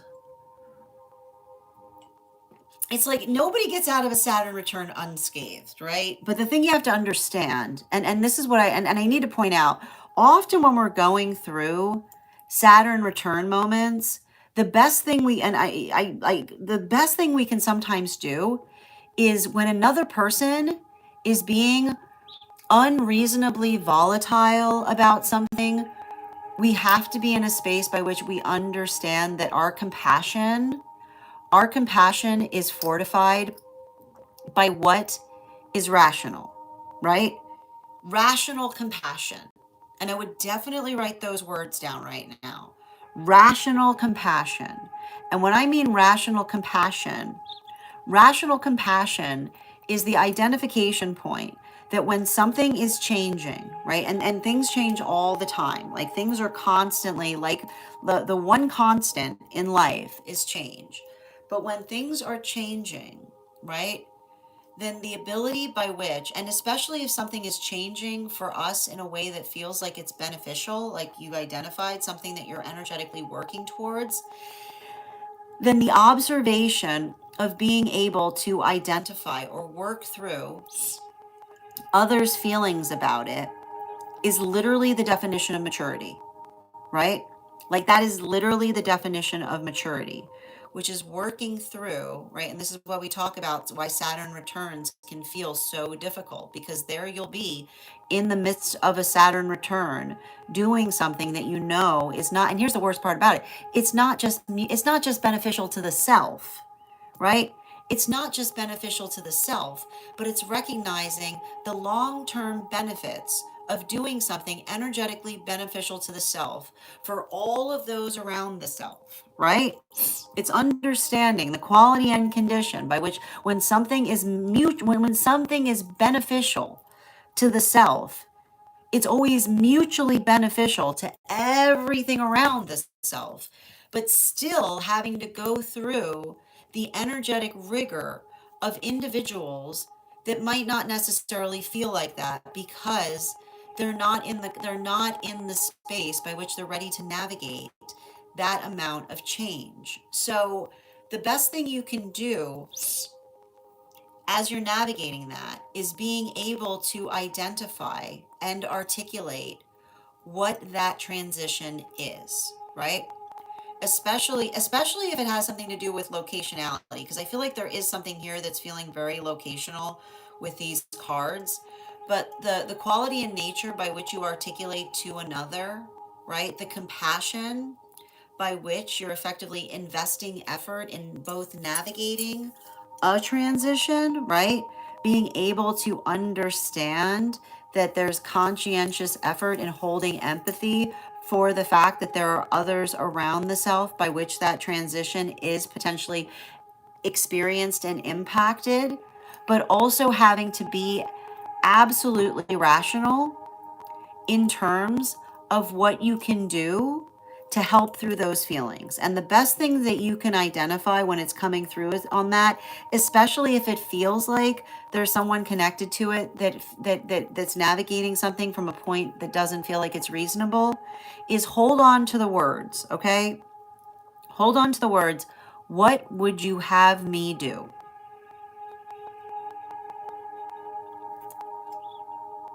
The most simplified, right? And I'll just tell you right now, it's the most simplified energy, but it's often the most difficult, because the quality and nature by which another person, and this is the thing you have to recognize, right? When we have our feelings, right?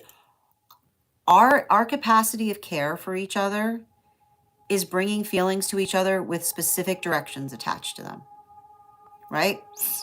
If we're doing the work and navigating our emotions effectively, then there are all of our emotions connected to specific direction, right? And it's not, and even when we do things like that, it can feel like they're profoundly complicated. But this is what we energetically help each other with, because in the quality and the capacity by which another not just expresses their feelings, right? Because if another person expresses their feelings to you without any direction attached to them, they're basically like dropping their feelings off, right? They're like, here's some feelings. I don't want to have anything to do with them, right? These are your feelings now. You deal with them, right? There you go. Like, and now their feelings are running all over. They're running all over the place, right?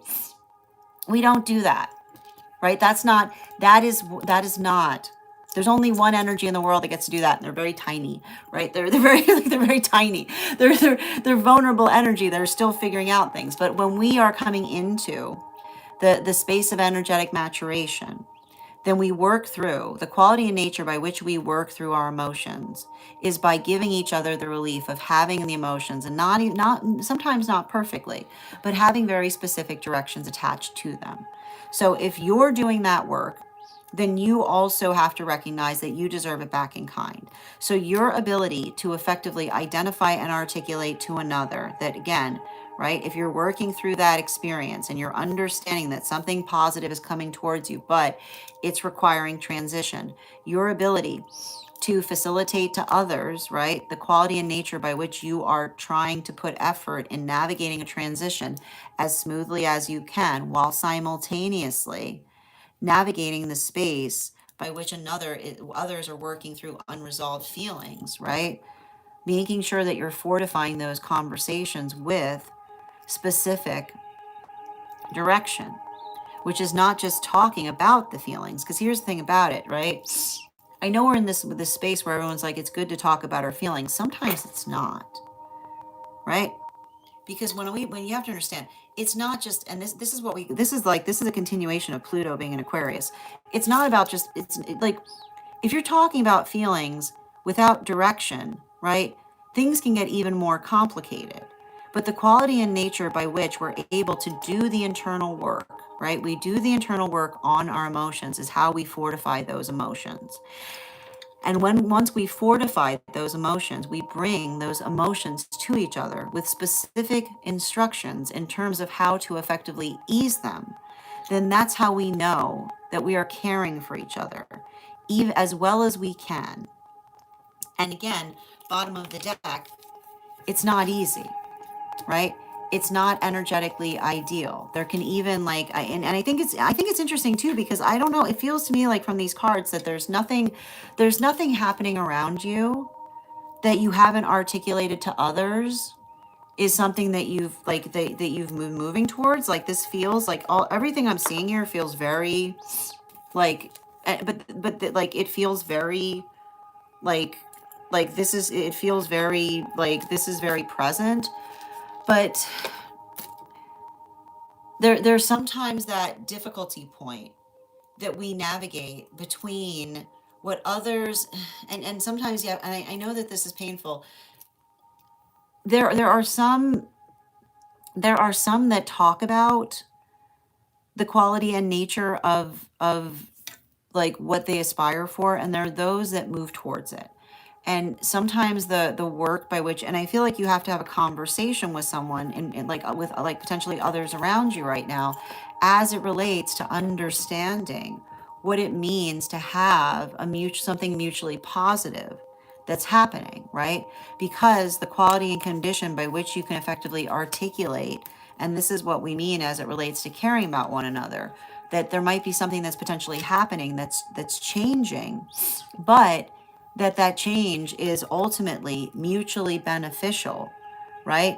Then that is the quality and condition by which you can help others, right? You can help others see and identify what it means to work towards a unified positive, right? And I know it's painful because, and this is what often happens. I'm sure you've already experienced this a bit if you've been going through a Saturn return, right? Like, sometimes it's really painful when you're going through a moment that feels like a point of celebration, and you see another person navigating it with a sense of devastation. Sometimes when you experience things like that, the best thing you can do is that's what I mean about like giving someone the gift of proximity, because recognizing that once they potentially reach that point too, there could be a deep healing moment there. But that healing moment may have to exist on the horizon as they themselves kind of understand and maturate into their own understanding of what it means to navigate a transition of that nature. Thank you so much for having that reading with me. And if this message connected to you as well, it's very common for those who need these messages to be here to experience them. We are doing personal readings right now. If you would like to get on the list is open. You'll be the second person read for. I'm going to take a moment to read over some of the comments that came through as I was reading.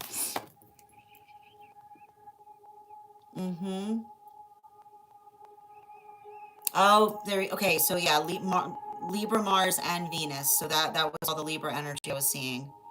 And your Saturn returns just reaching that complete. It's a heck of a way to complete it right now. Absolutely. Yeah. Thank you as well for receiving that message, Trevor. Yeah. That's a very good point, Bridget. Thank you for also connecting to this message, Trevor. Sending you so much support on that journey, Ronan. Thank you for having that reading with me.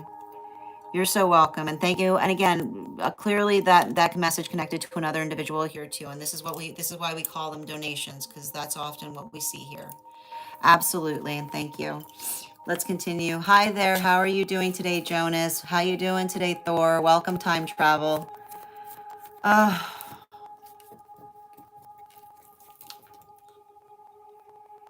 And thank you as well. Jonas, if you'd like to get on the list, all you need to do is send a donation either through the app itself or buy my tree that is being sent in my Lio. It's 3 cards for 29 for those who are non-subscribers. Absolutely. Hi, Melissa. Yes, absolutely. Yeah. Can I get 1 card for Melissa, please? Highest party. We've got the 9 of Pentacles and it's upright.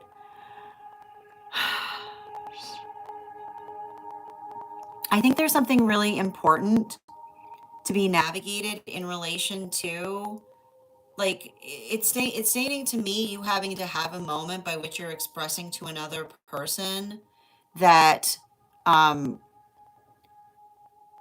like it's giving me a lot of this energy of you having to it's like it's like a little like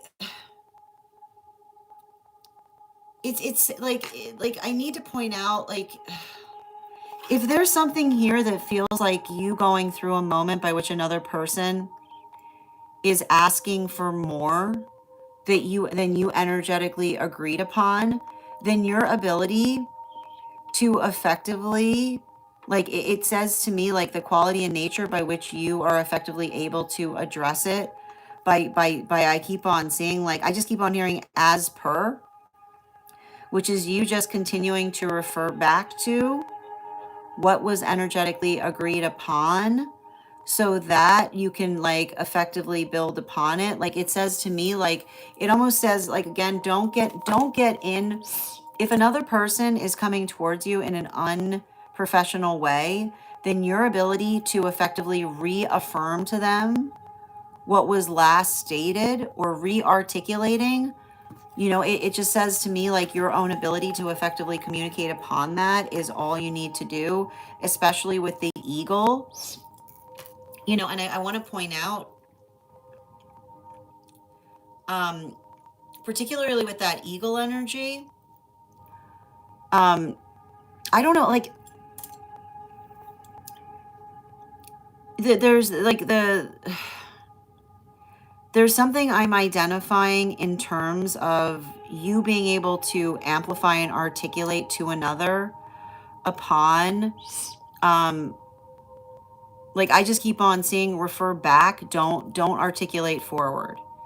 Like, refer back, don't articulate forward, which is you being able to, again, like, it says, like, it just says readdress what's already been stated, to reaffirm that something has been energetically completed, is what I keep on seeing. So I think that there's something very important there, specifically and particularly about your attention to detail, in terms, like, I keep on hearing, like, and I keep on hearing, remember, your attention to detail is such that you are very detail oriented. So don't allow another, like, it's like almost identifying, like, there's not somebody who's going to, like, out detail you, because it says to me, like, your ability to detail something is you being able to effectively energetically express it. So don't get upset, get detail, is what I keep on seeing. Thank you. Absolutely. No, Melissa, we already did the 1 cards. So what you're experiencing right now, yeah, we already did a round of 1 cards. I don't mind pulling a 1 card for you, dear. Absolutely. Yeah. I know they are, aren't they, Bridget? Ugh. Absolutely. Excellent. And thank you so much. The next person we're reading for tonight is Suzanne. Suzanne, if you're here, can you respond in all caps? Let me know if you'd like a general reading or if you have a specific question you'd like me to answer. And again, if anybody else would like to get on the list right now, you will be the second person read for. 3 cards for a donation of 29 or more. 4 cards for a donation of 23 or more for my subscribers. Binks and my Lio. Please keep in mind there are 3 things I don't read for across these apps: pregnancy, medical, and legal. Happy to give insight on anything in private readings. And you can book private readings on my site.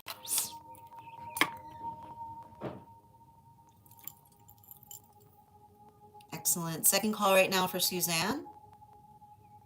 Second call right now for Suzanne. And Mighty, thank you for sharing the live. Always appreciate when you guys share the live.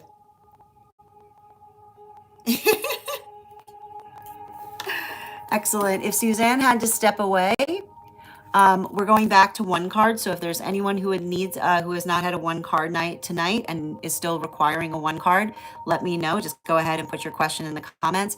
If you would like to become a super fam or a subscriber and become eligible for a one card, you can do so now. I'll be happy to draw a card for you.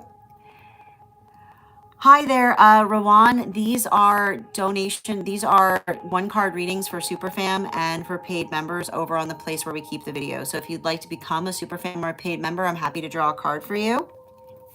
How you doing today, Shelly? Welcome. Oh, thank you, Spart. I appreciate that. And how are you doing this evening, Aaron? Excellent. Second call right now. Oh, it's going lovely today. How's yours going, Spirit? All right. Okay, if we have reached the conclusion of the personals and the one cards, we are going to get started on tarot astrology for this evening. Before we get started on tarot astrology, we are going to warm up those intuition muscles with an intuition check. I've got the animal oracle cards here. We're going to count back from 10, and when we get to 1, I will reveal the card. 10, 9, 8, 7, 6, 5, 4, 3, 2, 1. We got the stag. We'll do that again after the next reading. And if you guys could do me a favor and share this live, I would appreciate it. Make sure anyone who would like to catch this reading live is here to receive it. Before we get started on, hold on a minute, I need to make sure I've got my book here. Perfect. Oh, Suzanne's back. Okay, hold on. We're holding on the good timing, Suzanne. We're about to get started on the collective. Excellent. And thank you for those gifts right now.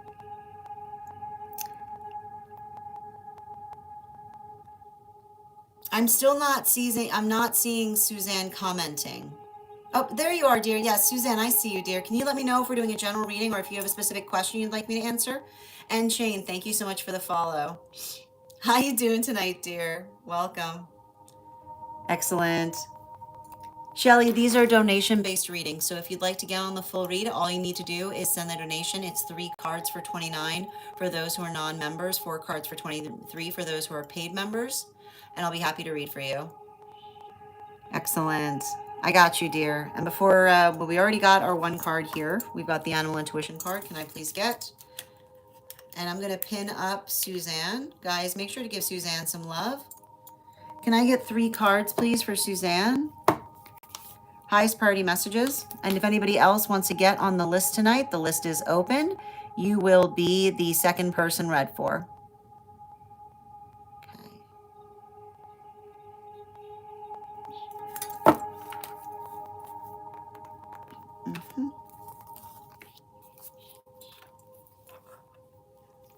And 2, and 1 more, please.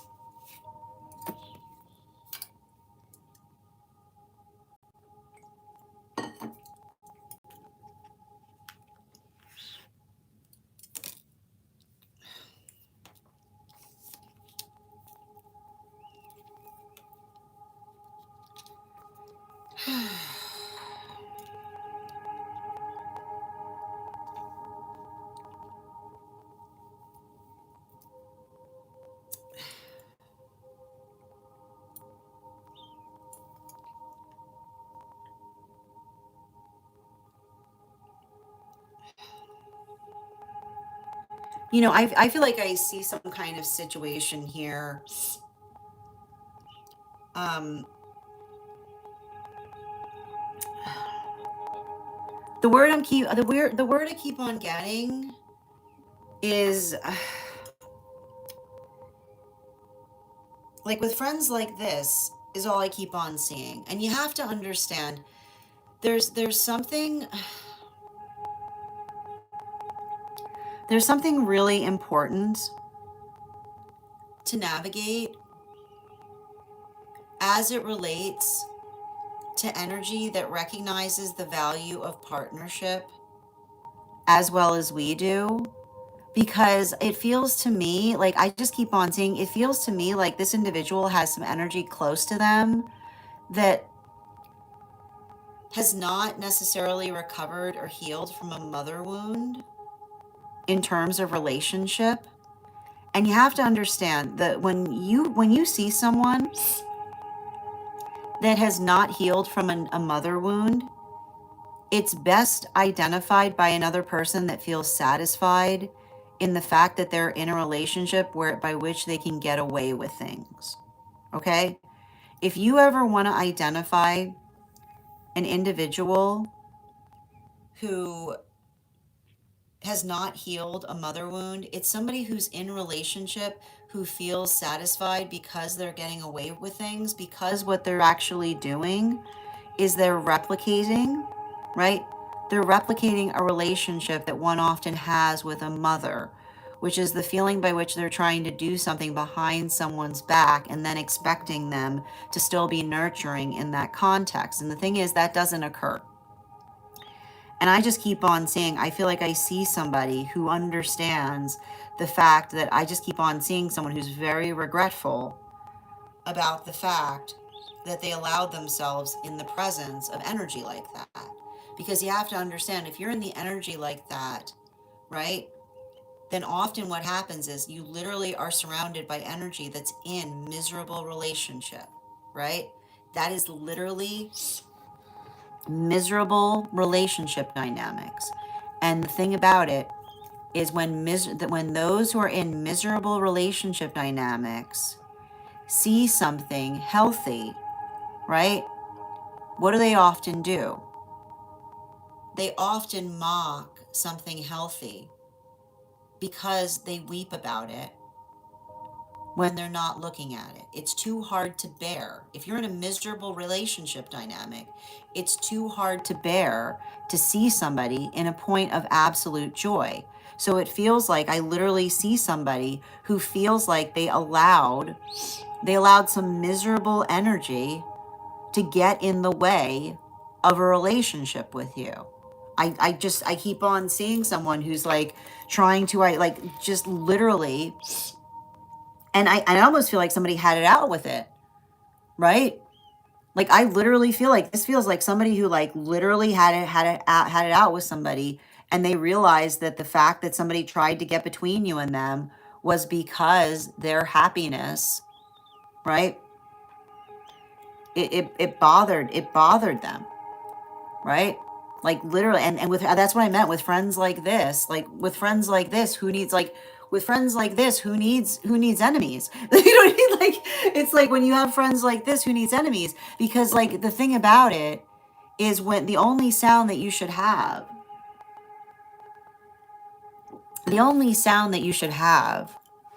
when another person sees you in a state of bliss is like, go for it, right? It should be like, it's like the sound of love, right? The sound of love is the articulation of someone saying, sad for me, happy for you, right? It's the expansiveness that arrives or occurs when we recognize and identify what feels when we see someone we care about reaching that point of sublime harmony. And I literally see somebody who is now identifying the fact that they were getting advice from someone who was navigating a point of misery. And this is why we always say, don't get advice, don't get relationship advice from someone who's miserable in their relationship. I know it sounds like the easiest thing in the world, but you'd be surprised, right? You'd be surprised how many times a perfectly good relationship will be destroyed because somebody in a miserable relationship will literally see a healthy one, right? They'll literally see a healthy one, and they'll start giving the worst advice possible to the person in the healthy relationship, bringing them into their own misery. So, with bottom of the deck here, the thing about it is you don't stand a chance with energy like this until they start recognizing that they can't take advice from energy that's miserable in their own partnership. Because here's the thing about it. Anything you try to say to someone like this, they're going to be like, oh, they said that you'd say that. Of course they would. Right? Because, right? It's real weird. Like, you have to understand, it's a little bit weird, right? It's a little bit weird when another person's going, they're getting between us. Relationship does not get between friendship unless there's something weird about the friendship. Right? A little weird, right? There's no relationship on earth that gets between a friendship unless the friendship has a boundary issue. I'm gonna write it down. There's no relationship on earth that gets in the way of a friendship unless the friendship has a boundary issue. I'm going to say it again. There's no relationship on earth that gets in the way of a friendship unless the friendship has a boundary issue. And I'll tell you, typically when I see energy like this, the first time, right? The first time the person says you saved me, right? The second time they say you saved them again, right? Oh, here we go again. The third time usually takes like about 3 times before another person realizes what's happening there, right? That energy that says, "Oh, you're pretty. It's a good thing I'm here." Being like that's not right. That's not the energy. Like I said, that's not the energy protecting someone from bad relationship. That's someone who keeps on destroying a good one. And typically when I see energy like this, what happens, right? What happens in that moment when someone finally recognizes what's occurring, right? When someone finally recognizes what's occurring there, the worst part about it is, like, when I say full collapse, it's usually full collapse because they realize that there's been someone that's been collapsing their joy in their life over and over again solely to keep someone as more of a presence in their own life, right? Like this is usually like there's usually no friendship on the other side of it. It's usually just pure eradication, because once how can you see another person's tendency to do that and still have anything between them? So if this is something that's occurring between you both, like if this is confirmation on it, I can see somebody who, like, it's hard because I almost see somebody who wants to talk to you about it, but they're almost disgusted or embarrassed with themselves to do so, because I just keep on hearing somebody say there's no excuse to say, well, they like the thing about it, there's nobody on earth who can get between us, right? If we know it's for us. There's no force on earth that can get between us if we know what's for us. So even in the space by which I see somebody, like making sure that they're taking accountability of the fact that it's their responsibility, right? Not the space by which they're trying to blame another. You'll know this energy's healed, right? You'll know this energy's healed when they're taking full accountability for it, not by which they're trying to articulate. If they're trying to point the finger, they haven't healed yet. Okay? If they're trying to point the finger, they haven't healed yet. If this energy's healed, they'll be taking full accountability for it. They're not going to be they're not going to be they're not going to be pointing fingers to anyone but the self. Thank you so much for having that reading with me, dear. And if this message connected to you as well, it's very common for those who need these messages to be here to experience them. We are doing personal readings right now. If you'd like to get on the list, you'll be the next person read for. 3 cards for a donation of $29 or more.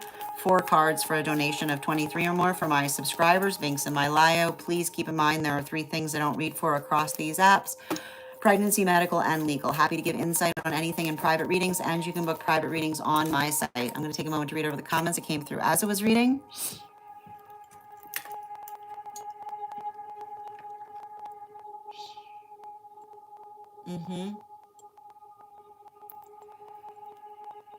Just reading back.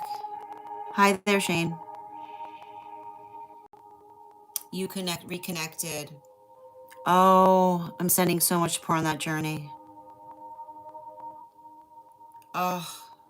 Okay, so this is what okay, thank you for confirming what I was seeing there. Oh my goodness. Oh, sending you so much support on that journey. And Tracy, thank you for those heart me's. Oh, absolutely. You're so welcome. I'm sending you so much support on that journey. No, I completely. Again, and here's the thing about like Suzanne, me being able to see this is something that they need to navigate through, right? Like I hope that your observation, I hope the observation of what I'm showing you here is helping, because here's the thing about it. You can't, when someone's going through something like that, you can't intervene, because like I said, your ability to intervene, like they need to recognize and identify the difference, right? Like healthy friends never make us choose, right? Because and I need to point out, when another person is trying to make us choose, right? They like, it's like I keep on seeing like the friendship is already bruised. You know, sending you so much support on that journey, dear. All right, we're going to continue right now. If anybody else wants to get on the list right now, you'll be the next person read for. 3 cards for a donation of 29 or more. 4 cards for a donation of 23 or more for my subscribers. Binks and Myalayo, please keep in mind there are 3 things I don't read for across these apps: pregnancy, medical, and legal. Happy to give insight on anything in private readings, and you can book private readings on my site. We're also doing 2 giveaways today. Our first reading giveaway is going to be a reading giveaway when we get to 50K likes. So make sure you're tapping that screen. We'll get to 50K in no time. The other reading giveaway we're doing tonight is a reading giveaway for the highest gifter between now and the conclusion of the Daily Collective read. So I wish you a lot of luck if you're participating in that giveaway as well. Nikki, did you want to get on the list? Because I'm happy to read for you before we start the collective, but just let me know, because if not, I'm going to get started on the collective. So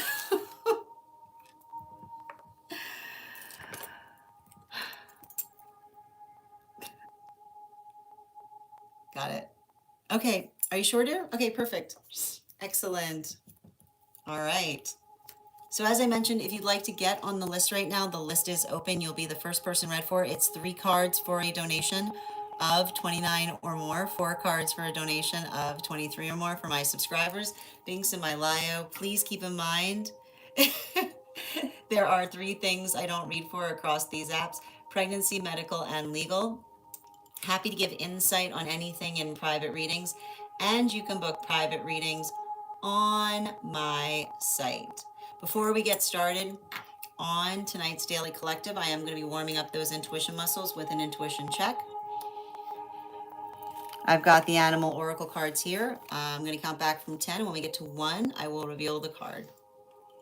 10, 9, 8, 7, that's very Leo of her, 6, 5, 4, 3, 2, 1. How you doing tonight, Dada? Good to see you. We got the blackbird. We'll do that again after the next reading. And if you guys could do me a favor and share this live, I would appreciate it. Make sure anybody who is interested in this live will be here to receive it. I also need to confirm, did we, I think we went forwards last time, which means we're going backwards tonight. Okay. Let me just get it out. One moment, please. Yep. Excellent. And just bear with me one moment, and we will get started. Perfect.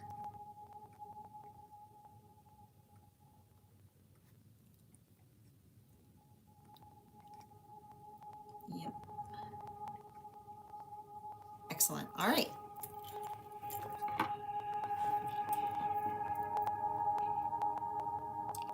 Oh, I'm doing well tonight, Dada. How are you doing? You did say it earlier, and thank you for sharing the live, Dada. Always appreciated. I will also point out I will be offline for the next couple of days. So if you want to get a reading tonight and if you want to secure a personal reading, now is the time to do so. Okay, perfect. Thank you so much, Nikki. I appreciate you. That said, no better time than the present. Why don't we get started?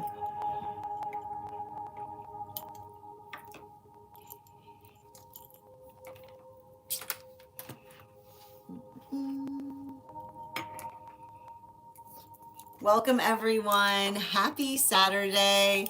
I'm the Gray Strega, and I'm here to give you your daily collective read for today, Saturday, August 22nd, 2026.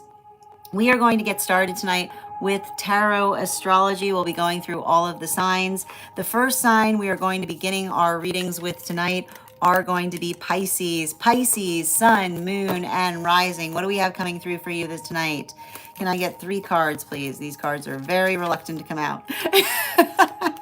We've got here the 2 of Pentacles in its reversal, in combination with our 9 of Swords in its reversal, in combination with our 8 of Cups in its reversal. There's something very important that I see that's happening right now for Pisces placements in relation to false comparisons. Right? Let's talk a little bit about what it means to navigate a false comparison. A false comparison is often performed by someone who recognizes that they don't have a single leg to stand on. I'm just going to say it again, right? A false comparison is often what is drawn by someone who does not have a single leg to stand on, right? It's very convenient to make a false comparison, right? Because what happens, a false comparison is effectively a distraction method, right? When you recognize that a false comparison is a distraction method, because there you are, right? Because when you are having a rational conversation and another person makes a false comparison, then all of a sudden, what do you find yourself doing? You're defending against the false comparison. So the quality and nature, make sure that you're not getting into a false comparison war with someone, right? All you need to do, right? When another person is making a false comparison, talk about the technique. Talk about the technique. Just talk, just don't, right? Don't argue. Don't argue with someone making a false comparison, because here's the thing you have to understand. When you argue with someone making a false comparison, then you're affirming the false comparison. When another person, this is either something that Pisces is explaining to another person. The only thing you do, right? The only thing you do when another person is making a false comparison is you talk about the technique, right? It becomes a technical conversation from that point out, because when you recognize another person that would stoop, right? And that's the word for it, stoop, right? When another person stoops, you take a seat, right? When another person stoops, you take a seat and say, okay, let's talk about it. When another person stoops, you take a seat, which is basically saying, now it's time for us to go to school. Okay. Right? Like when another person stoops, you say, okay, take a seat, because now class is in session. Bottom of the deck. You got 2 bottoms of the deck coming out here. I know, nobody likes it, right? It's terrible. It's absolutely terrible. It's deplorable behavior. But the thing about it is, and this is the thing about it, right? This is why we identify the fact that this is your strength, right? Because here's the thing about, and you have to understand this with Pisces. You're a fantastic, right? Like Pisces, just as a general sign work, amazing educators, right? Amazing educators. So when another person shows you their ability to try to sideline a conversation. And that's what it is. It's sidelining a conversation with a false comparison. Then all they get from you is class going forward, right? Feel like don't get in an argument. Start, class is now in session. Okay, class is now in session, right? If they're gonna stoop, then they can sit. If they're gonna stoop, then you tell them to sit on that stoop so that you can teach them something. Oh my goodness, I know it's frustrating. But here's the thing about it, and I need to point out, like, there's something about this type of energy that I feel brings forth, right? Brings forth a Pisces expertise. And a Pisces expertise can often be the quality and condition by which you help another person understand the landscape, right? There you go. That's all there is to it. Thank you so much to our Pisces. Next sign we are reading into tonight is going to be our Aquarians. Aquarians, Sun, Moon, and Rising. 3 cards, please.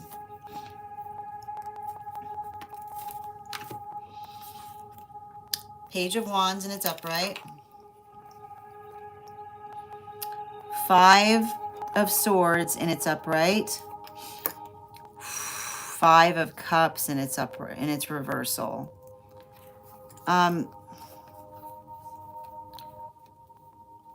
There's something I'm seeing here very important right now for Aquarians as it relates to, this is a continuation of what I was seeing in last week's reading, which is working into the context of when we are working to heal, then when we are working to energetically heal our inner child, then we become, right? Then we embody the energy that doesn't allow the context of what we experience to occur, right? That's all. Like when you want to get down to inner child healing, that is what inner child healing is all about.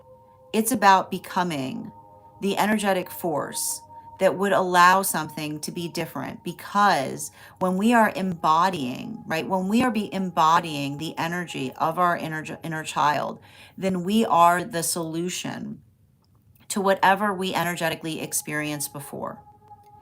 Not, and this is a thing that I feel like is hard, like important, I see that Aquarians are working through, not becoming the force against it, right?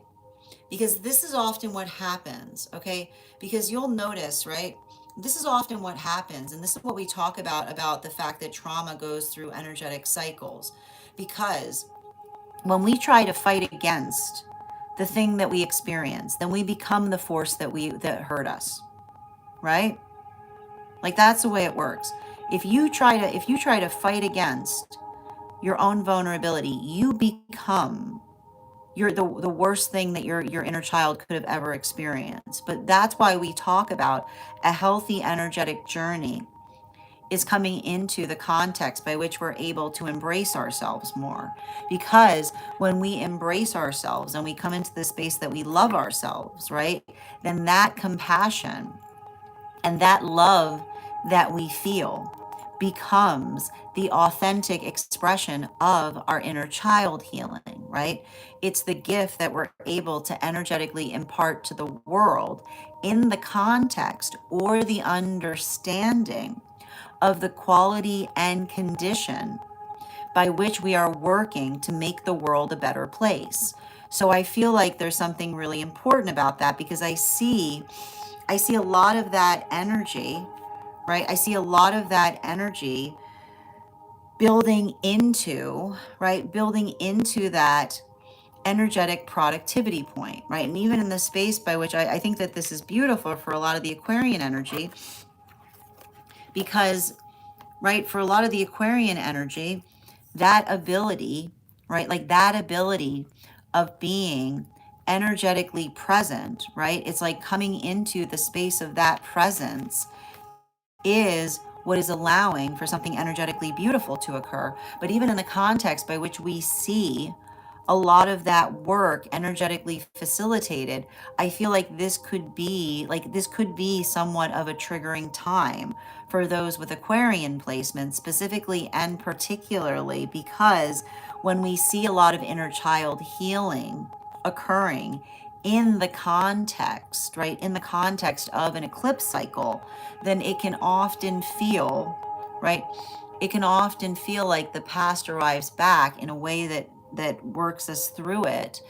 But in the quality and nature by which we're able to effectively identify, right, the significance or the importance of what it is that we are setting, like what it is that we are working to heal within ourselves. So I feel like there's something very there's something very fundamental that I see that's happening right now for a lot of the Aquarian energy. And a lot of that work has to do, right, with the embodiment, but also kind of working through, like often when we're embodying, there's a lot of emotionality that may come through at the same time as it relates to experiences in the past by which we didn't feel ready or invested to do that work. So if you're feeling like that right now, Aquarian, make sure that you're giving yourself some compassion on the journey.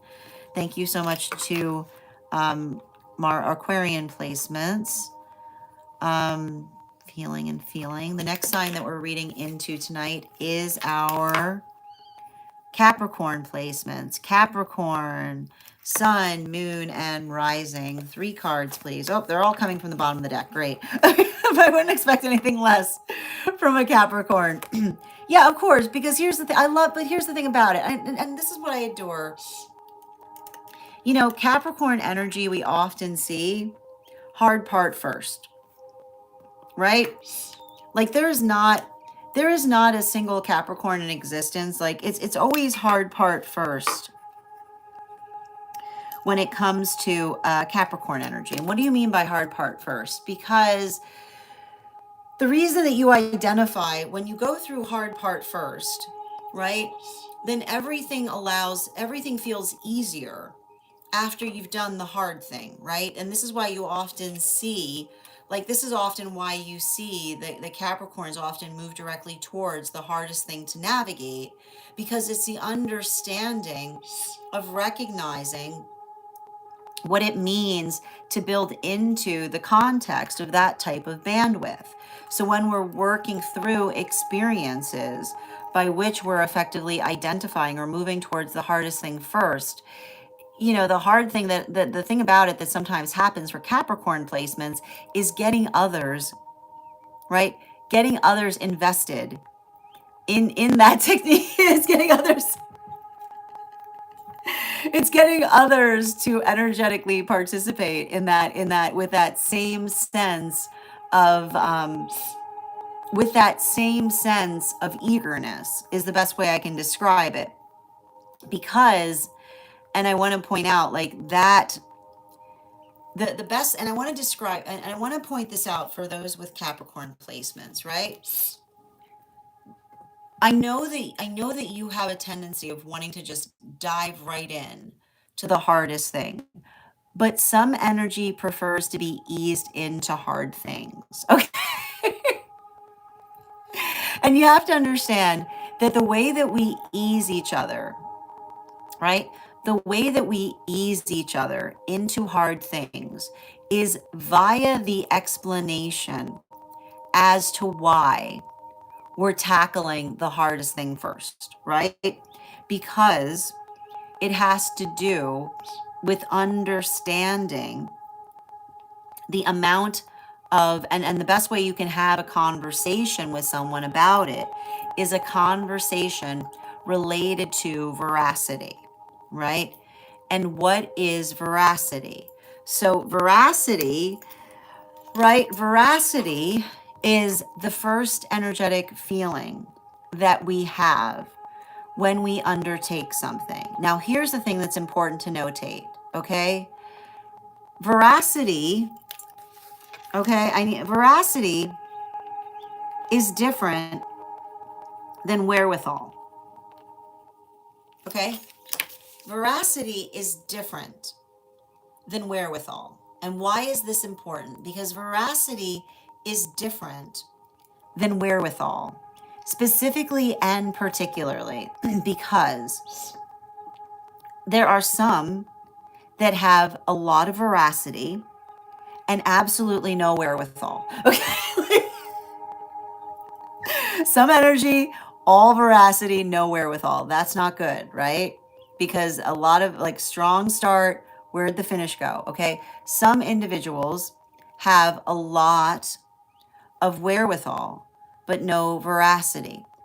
So the ability to energetically synchronize or to work into the context by which we ourselves are able to identify and recognize what we put our point of energetic work towards allows us the ability to be able to energetically understand. And this is the thing about it. Sometimes the work that we effectively do in relation to understanding that the synchronization of those points is often found in the quality and condition by which you're able to effectively, right, bottom of the deck, right, put energetic pairings together of individuals who effectively understand and recognize that they can be mutually beneficial to one another, right? So this can sometimes create, and this is something that you're either doing within the context of the self in relation to being able to navigate or understand what is energetically needed in a situation, or something that you might be notating about the self that'll help you to effectively get something energetically accomplished. So you don't need to effectively generate it if you're missing it. You just need to find someone who can help you if they are sublimely good at the thing that you are not good at, right? That is how we effectively work towards healthy, right? This is your own ability, like your ability to understand the magical ability of taking things that feel like they're energetically missing and creating a unified whole between them. So think a little bit about, right, the quality and condition by which you don't need to become an expert at something. You just need to find someone that's in need of something that you yourself are good at. Thank you so much to my Capricorns. The next sign that we're reading for tonight is, we're reading for Sagittarius, Sun, Moon, and Rising. 3 cards, please. Okay, we've got here Strength card in its reversal, High Priestess in its upright, 9 of Cups in its reversal. I feel like there's something very important that I identify here as it relates to, you know, there it's interesting too, because it feels very heavily connected to what we were just reading on in Capricorn, right? Which is the quality and condition. And this is the thing about it. Like the one thing that we like that is beautiful about Sagittarian energy is understanding the beauty, the most beautiful context that we ever have in any relationship is the ability to help one another with each other's blind spots, right? And this is what like, and you have to understand this, particularly as it relates to Sagittarians, because when Sagittarians are working through things, there are other signs, right? There are other signs that do not gravitate so much to the eagerness in seeing a blind spot, right? Sagittarians are the opposite, right? The Sagittarians absolutely appreciate the quality and nature by which we understand that the way that we care about each other is by being able to help each other recognize and identify our energetic blind spots, because you have to understand that when you're working through the context of the self, then the quality and nature by which we're able to effectively help each other is working into the space by which we allow each other to see clearly. And so this is often what happens because the quality, you have to understand that there's a lot of force by which Sagittarians often bring into things, right? There's often that quality and condition by which they move through things with a lot of determination. So the ability to find energy, right? The ability to find energy that, again, and this is always like the highest aspiration for those with Sagittarian placements, right? The ability to move through, right? The ability to move through blind spots with a sense of intuitiveness, right? Is often identified and articulated via the ability to effectively energetically foresee upon things. So that quality and condition by which you'll see that, right?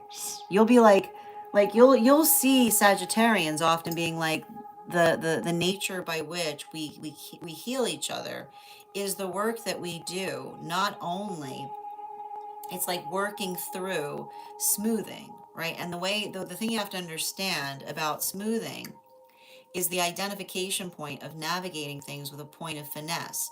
And when we're working upon the quality and condition by which we're building into finesse, then it's the nature by which we're energetically perfecting things, but in a way that it doesn't create distress, right? It's the ability to kind of move through something with a sense of speed, but also to be able to receive, right? To receive information that does not feel like it energetically hinders so much as it allows one to be able to effectively continue to move through things. So it's hard because there's not necessarily, I'm trying to like land upon the right word for it, but we don't really have a word, right? I mean, I'm trying to, we don't really have a word for the quality of that, right? There, it's ephemeral, like it's ephemeral. It's ephemeral. um but it's that ephemeral nature that potential that often Sagittarians aspire for, because it's the understanding of the quality condition of like that's what it means, right? That's what it means when you find a fluid partnership, right? The fluid partnership is one that carries fluency with it. And when we have fluency, then we understand the quality and nature by which, even though we don't necessarily say something the way that we mean, we understand each other's meaning that allows us to be able to build upon things further. So I feel like there's something very important there, because for a lot of the Sagittarians, yeah, bottom of the deck. Yeah, especially when it comes to Six of Cups, right? That Six of Cups in its upright is often, and here's the thing about it. I think that this is also why you'll notice there are those, the best thing I can describe that I'm seeing here is there's sometimes those that aspire to like hash things out, right? To kind of take a moment and stop to like articulate upon things. And this is often why you'll see like when it's like in Sagittarians, you know this, when another person wants to hash things out, like often it creates a space by which a Sagittarian like works into the space of anxiety, because, right? Like this is what we need. Like this is the type of healing that we often see is being established when Sagittarians are working through things, right? It's the attenuation of being able to effectively identify and recognize what needs to be brought to a situation, rather than a situation bringing one to one's knees, right? Which is often the space by which everything, like this is why you'll sometimes see like Sagittarians get exhausted in situations. Someone's like, we have to have a meeting to do anything, because that's the sound of nothing happening, right? Like it's the quality and nature by which, right, you'll often see this. And it's not for everyone, because right? Like it's the understanding that there's only so many times that one can effectively articulate there, like the conversation needs to be modulated by action, right? And if everything is requiring a conversation, then that's like that is almost like the applied stillness that often occurs that can sometimes feel so rigorous to those with Sagittarian placements. Continuing to get clarification, Scorpio, Sun, Moon, and Rising. What do we have coming through now? Ooh, what is that? Ooh. Is someone, you know what you said. You don't like, yeah, yeah, oh my goodness. Here's the thing about it. Like maybe not every other sign, but Scorpio is like, you have to understand, Scorpios have got a running Rolodex in their head of everything they've ever said. Okay? Like you have to understand, like here's the thing about it. Scorpio, like you know everything. You don't understand everything a Scorpio has ever said. They've had to hear it, like it's like there's an echo chamber in there. You know what I mean? Like there's an echo chamber. It's an echo chamber in there. Okay? Like everything, like the thing about it, you have to understand. There's some like Sagittarius, like a perfect example. Sagittarius might just say something, and I said like Sagittarius would be like, I said what? But a Scorpio, like a Scorpio, like here's the thing about it, and you will lose a Scorpio, right? What you go talk to a Scorpio? Why aren't you talking to that person? They tried to put words in my mouth. They did what? Right? You can get away with that with other signs. Okay? There are certain signs you try to put words in their mouth, right? You know? Yeah, I mean, like if it's a Leo, you might lose a hand. But you know, like if like there are other signs that can potentially work through that. Scorpio, the last thing you ever see of them, because you have to understand, you have to recognize, Scorpios know what they said. Scorpios know what they said because they were thinking about what they were going to say for 2 weeks before they said it. Okay? They were thinking about what they were going to say for 2 weeks before they said it. And then they said it. And then they spent 2 weeks after saying it going over it again, right? And deciding as to whether it was the right thing to say. Okay? The Rolodex on what Scorpio says is locked in place. There is not a single Scorpio on this earth that you can try to put words in their mouth. It's the last thing you will ever hear.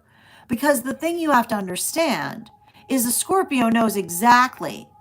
Scorpio knows, like other signs, not so much. Scorpio knows exactly what they said because almost everything they said, they ran, like there's nothing, right?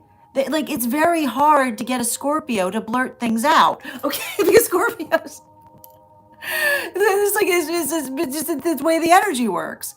So you understand the when this happens, it's not a laughing matter. It's not a misperception because you understand that Scorpio, right? That Scorpio was very specific, right? That Scorpio was very specific. So when that happens, right? And here's the thing about it, right? This is the thing I'm seeing.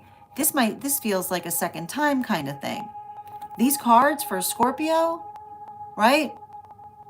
First time, things happen. Second time, right? Something else going on there, right? And here's that's the thing about it. This feels right, and this is why, like this is just the quality of nature. Scorpios cannot be around, right? Because Scorpios cannot be around others who try to put words in each other's mouth. Because Scorpio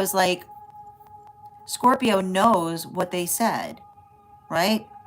And the thing about it that can often create the space by which they have to say that is it's the understanding, right? It's the understanding or the valuation of being able to recognize and understand. And this is the thing you have to understand. Scorpios deeply appreciate, right? And you'll notice this, and it's similar to Sagittarian, but different. Scorpios deeply appreciate the quality and nature by which someone will soften. Okay. Bottom of the deck. Look at that. I didn't even pull the bottom of the deck, but I already knew it was there, right? No, no, no, no. Scorpios understand the difference.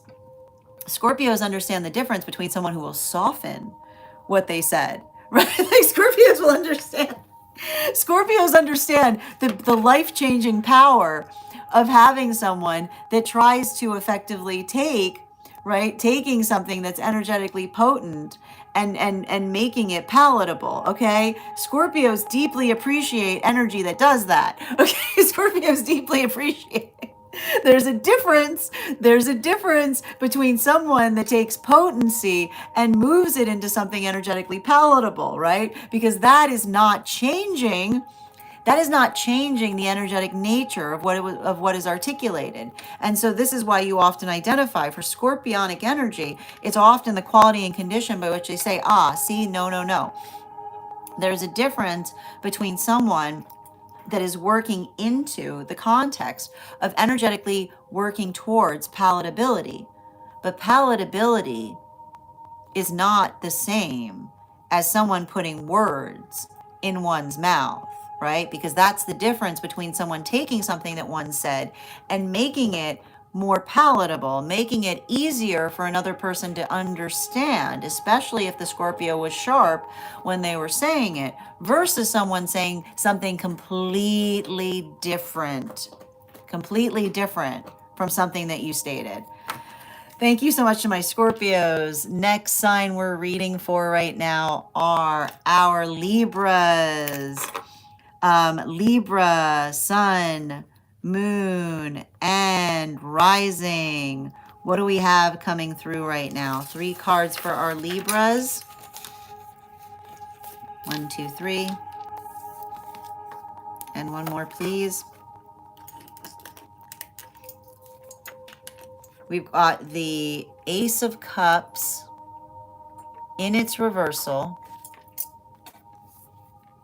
the Star card in its upright, the Ace of Pentacles in its upright. So what are we seeing right now for Libras? The thing about it, you have to understand,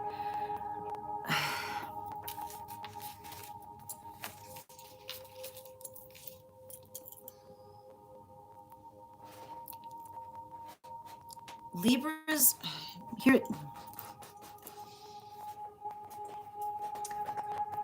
there's something very important that you often see that occurs when it comes to Libras in relation to saying to another person, all right? And these words, there are certain words when you say them to a Libra, right? There's some words that they're very empowering to certain signs. And the thing about it is Libras understand the import, right? Where did you hear that? Where did you hear that? Where did you hear that? Right? The best Libra you know, okay? The best Libra you know. Where did you hear that? Because, and here's the thing about it, right? I was reading, this was similar to what we were seeing for Scorpios a couple weeks ago, right? When somebody does not have any authority on something, watch them create an authority that does not exist. Okay, when somebody wants to say something, right? When somebody wants to say something, but they don't want the words coming out of their mouth, pay attention to the mystical, magical, fake reference that another person will literally pull out of nowhere, right? And it is the hilarious survey says, right? They'll be like, and this is the thing about it, it never works on a Libra, because there's someone will be like, there'll be somebody being like, survey says this, survey says that, survey says that, you know what, they and then being like, will this ubiquitous they present itself, right? They're like, and here's the thing about when Libras call for that, it's because they understand. Because the sound of somebody making nothing out of something is potentially the quality and nature by which an individual makes themselves a fake authority by referencing things that don't exist, right? Behold the mystical, magical power of someone completely full of it, completely full of it, right?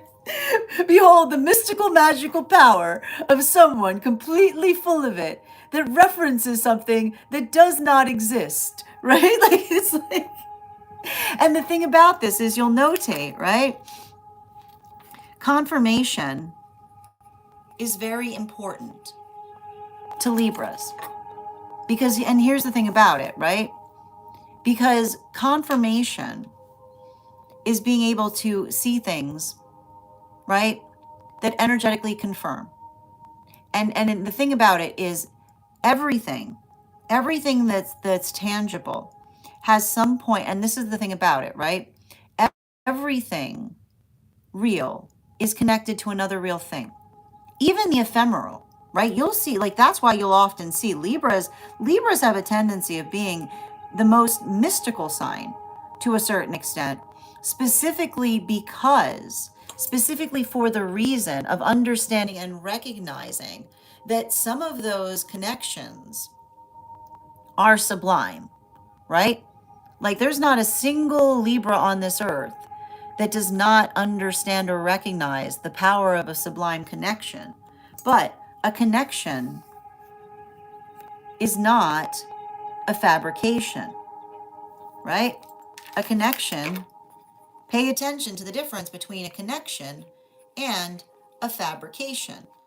And a fabrication, right? A fabrication is often created in the space by which another person tries to articulate upon something that simply does not exist, right? And potentially when somebody's trying to reach into something that doesn't exist, pay attention to how another person will literally be grasping at anything. And the thing about it is a Libra will be very quick to grab somebody, bottom of the deck, and say, hey, those threads you're pulling on, they're straws, right? Like, that's the thing about it. And often the quality and nature by which that occurs, the last thing you ever hear from a Libra, because the minute a Libra sees you grasping at straws and claiming that they're thread, right? The minute a Libra sees an individual grasping at straws and claiming that they're thread, somebody says, oh, I can't take that person seriously anymore, right? Because that's the quality and nature by which it's not like you cannot again and again, similar to Pisces, right? Being like, oh, I see your ability to try to change things to fit one's to fit one's, I see, oh, I can't notice that tendency I see of you trying to change something to suit one's own purpose, right? It's heavy, but often I feel like that's either Libra, you communicating that about a past connection, or working through that in the tangible space. Next sign we're reading for right now is the next sign we're reading for right now is going to be our Virgos, coming into your season. Virgo, sun, moon, and rising. What do we got coming through here? 3 cards for our Virgos.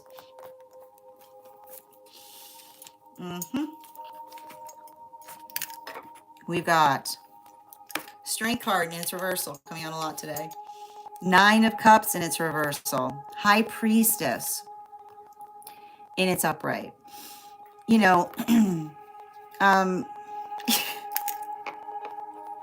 I feel like there's something I'm getting around Virgo that has to do with not stressing a bestie, is what I'm getting here with these cards, right? Like, and I feel like this is like, I like to point out the thing about Virgos is, and it's amazing, because here's like, Virgos will often be in the quality and nature by which they won't, you know, they'll like the nature by, and they're similar to Leos like this, like the quality and nature by which one effectively navigates something is one thing, but when it comes to, right, like that's the thing, and this is often like don't stress a bestie is often something like, those words can often feel like they're very closely spaced into the shape of Virgo energy, right? Because you'll often, like, this is why you'll often see Virgos having that tendency of overworking themselves, right? Because there's like the best Virgo you know, trying not to stress a bestie by trying to do something as much as one possibly can before getting additional help with it, right? So you often see that that's often the nature by which you're working through things. But it also can be difficult because when others, and here's the thing about it, when others see you stressed, right?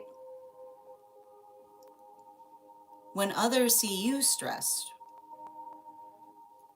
then you have to give them the same benefit, right? Because, and you have to understand this, like, and this is often what happens with Virgos, right? Because there's the best Virgo you know, just like working very tenaciously and telling themselves, like, don't stress a bestie, right? And then everybody around you sees you stressed, sees you stressed. And then they say, can I help you? And you go, no, because you're saying don't stress a bestie. But then everybody has to see their bestie stressed, right? So it's requiring, right, when we're working through this, and this is often what happens, right?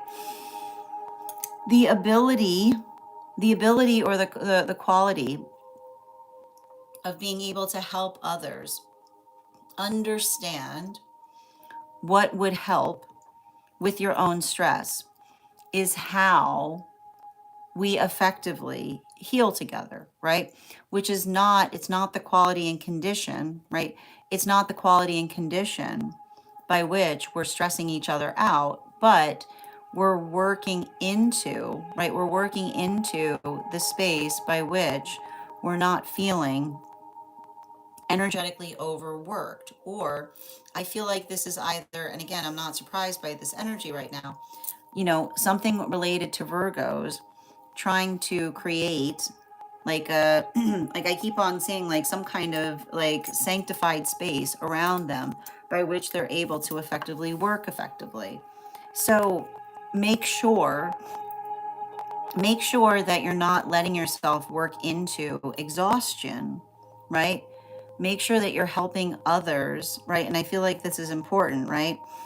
Making sure that you help others identify that the quality and condition by which you're working through things requires energetic space, or the identification point of recognizing, right, that, like, it's interesting because these cards, to a certain extent, like, it's interesting because these cards do feel a little bit like do not disturb, but like the do not disturb that I'm identifying here, the do not disturb that I'm identifying here is building into, like, when one is able to articulate upon what one needs, then one is able to effectively, right? Like then one is able to effectively tell others how they can energetically help you. So it feels like a lot of that, like especially if it feels like others are bringing things to you that don't feel like they're helpful, right? Don't be upset about it, but articulate to them what would be energetically preferable, right? So don't say like think about like keyword being preferable. Have a conversation about what would be preferable rather than working through any kind of energetic feelings that are occurring if you're trying to energetically concentrate on something. Thank you so much to our Virgos. Next sign that we're reading for tonight is our Leo. Leo, sun, moon, and rising. What do we have coming through right now?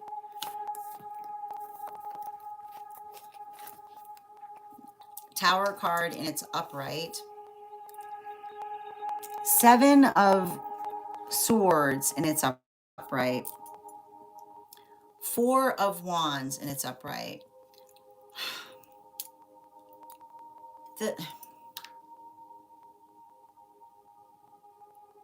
The thing about it that I'm seeing right now for Leo energy is, and you have to understand this, the quality in nature by which one identifies why something isn't working, right? And here's the thing about it. Like, when it comes to being able to give a clear and accurate assessment on what the issue is, right? The thing about that is, like, Leos have the ability of giving the most clear and accurate assessment. And when one is working through that, the thing you have to understand is when someone is trying to be serious about things, they welcome that, right? When another person wants it straight, right, then the best thing that they'll ever meet is a Leo. Because, like, and the thing about it, and Leos know this, because, like, Leos, if Leos see something, you have to understand, if Leos see, like, you have to understand, when Leos see another person's tendency to get in their own way, right, then a Leo wants to effectively, it hurts. It physically hurts a Leo to see another person continually fall on the same sword of the self, right? Like, you have to understand that the compassion that Leos feel is often amplified by the fact that if another person, and you'll sometimes see this, if another person has a tendency of self-sabotaging, then a Leo sometimes needs to walk away from them. And you have to understand, when a Leo walks away from him, it's not from disgust. It's not from anger. It's from the fact that the Leo cannot bear, right? They cannot bear to see someone hurting themselves like that again and again and again, because it builds into, right? It's like the Leo goes through tangible pain to see another individual hurting themselves that way, right? And that's what it feels like. It feels like it's unbearable, because it's the fact by which the Leo recognizes how easily it could be remedied if another person were ready to do that work. So that's what often happens, because, right, the quality and condition by which a Leo is able to give an accurate assessment, right? An accurate assessment on what's not working, right? That's often the space when a Leo is given their accurate assessment. That's either the moment by which everything can change, right? Or the quality and condition by which a Leo walks away from something. Because Leos are used to this, right? And this is the difference about it. It's the difference between whether someone's truly ready to identify or articulate what it means to move towards a manifestation goal, right? And this is often what happens with those with Leo placements, right? You'll see somebody being like, if you want that, why are you running in the opposite direction of it? Right? Like, if you like this sometimes takes years for Leos to pick up. Like, they're like, why, but you said you wanted to go this way, but why are you running that way? Right? It boggles the mind, right? It boggles the mind because, right, the identification point, right, like the identification point of the difference between the fact that and this is what often happens, right, that the power, right, when we understand the quality and nature of understanding whether we are energetically serious about things, right? Because here's the thing about it. When a Leo enters, everything's about to get more serious. Because Leos take everything they do, right? Everything is serious to a Leo. There's nothing that is done halfway. But this is the thing about it that often happens with Leos. There's a Leo, right? The Leo will try to bring seriousness into something. And what will a Leo hear? What are you doing? Right? And Leo being like, I'm trying to treat this seriously. And someone being like, can you stop doing that? And being like, stop doing what? Can you stop? Can you stop? And right, and you'll see somebody say, they'll never finish the statement, right? They'll never finish the statement for the Leo. They'll go, can you please stop? And the sentence will stop, because the Leo knows what the next word is, right? The Leo, and when the Leo recognizes the fact that another person can't even bear to say it, right? The word is effective. Can you stop being so effective? And that is the moment by which Leo is able to recognize the spaces that are energetically serious versus energy that would rather play at energetic seriousness. So we see that that's a lot. I feel like there's a lot of the energy of Leo working through prescriptiveness as it relates to having accurate assessments, as it relates to the seriousness of the energy that they're potentially surrounded by. Welcome to eclipse cycles. Continuing to get clarification, next sign we're reading into right now we've got our Cancer energy, Cancer, Sun, Moon, and Rising. Can I get 3 cards for Cancer, please? Highest priority messages. 1, 2, and 3. We've got the 6 of Cups in its upright, the 2 of Wands in its upright, and the 5 of Swords in its upright. So as it relates, there's something really important that we see right now for Cancerian energy as it relates to identifying and recognizing what it means when we care about one another. And what we're basically seeing here for Cancerian energy, these cards are very important because there's something very, particularly when it comes to Cancerian energy, understanding that when we care about each other, we are energetically mindful of one another, right?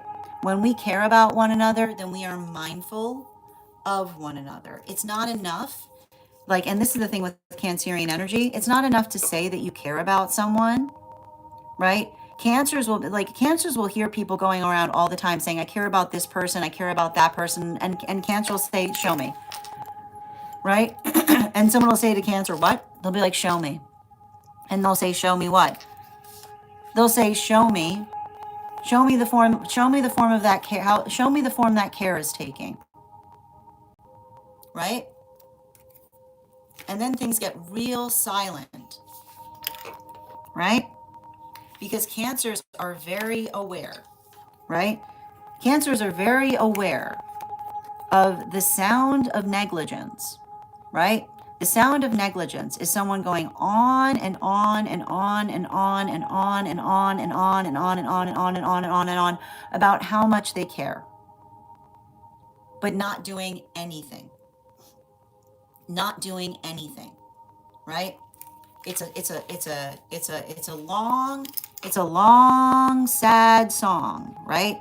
It's a long, sad song when negligent energy, right? It's a long, sad song for negligent energy, constantly singing about how much they care, but not doing anything to show the energy of applying that force of care to things. And the thing about it, and you'll notice this too, this is like I know that Cancers, and here's the thing about it, I know that Cancers are often reflected as crabs, but in a way, they're like bears that care, right? And why are they like bears that care? Because it's the understanding that says when you care about something, you bear for it, right? When you care about something, right? You can't be caring does not come out here. What is this? This is nothing. Like, you can articulate, you'll see Cancers doing this all the time. Have you ever seen Cancers? Right? And this is the thing about it. If you've ever seen a Cancer helping someone get over something, okay. I know you have, right? Because sometimes they do it. They'll be like, do you want to see how easy it is? Right? They will literally, right?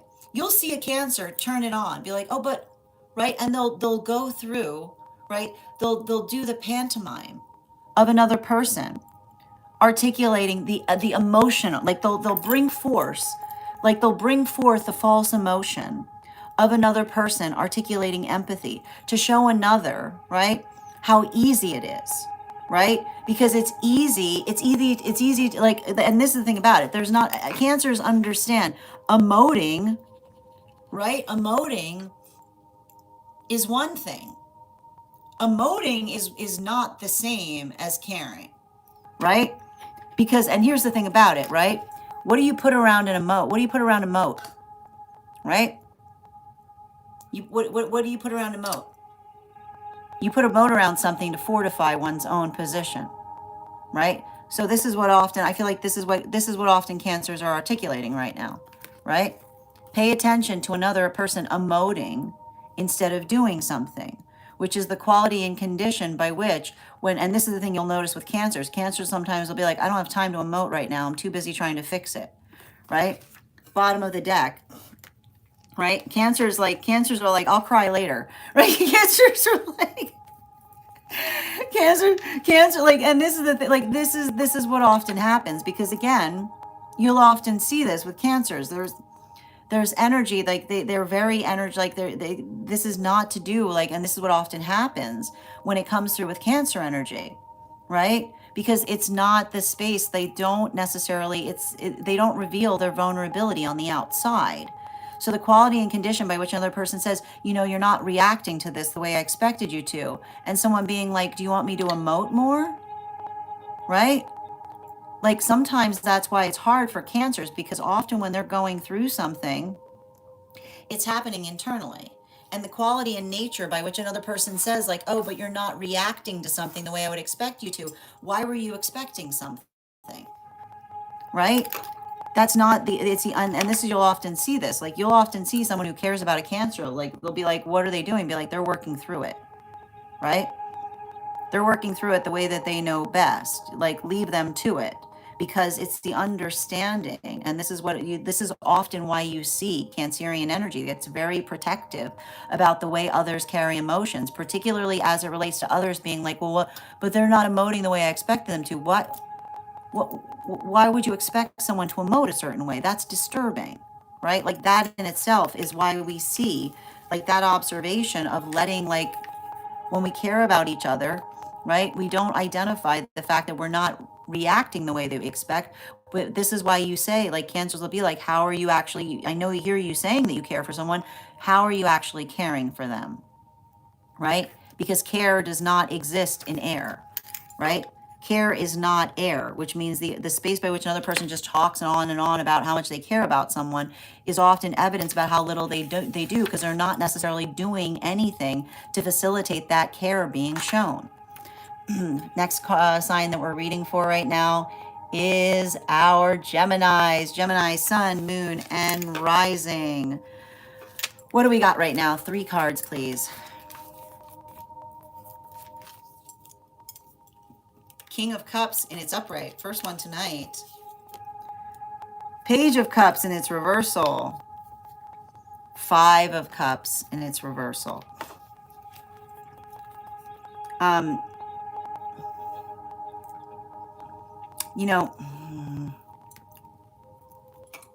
This is connected to the Cancer reading, because you often notice, and this is often what happens, Geminis cannot be around overbearing energy.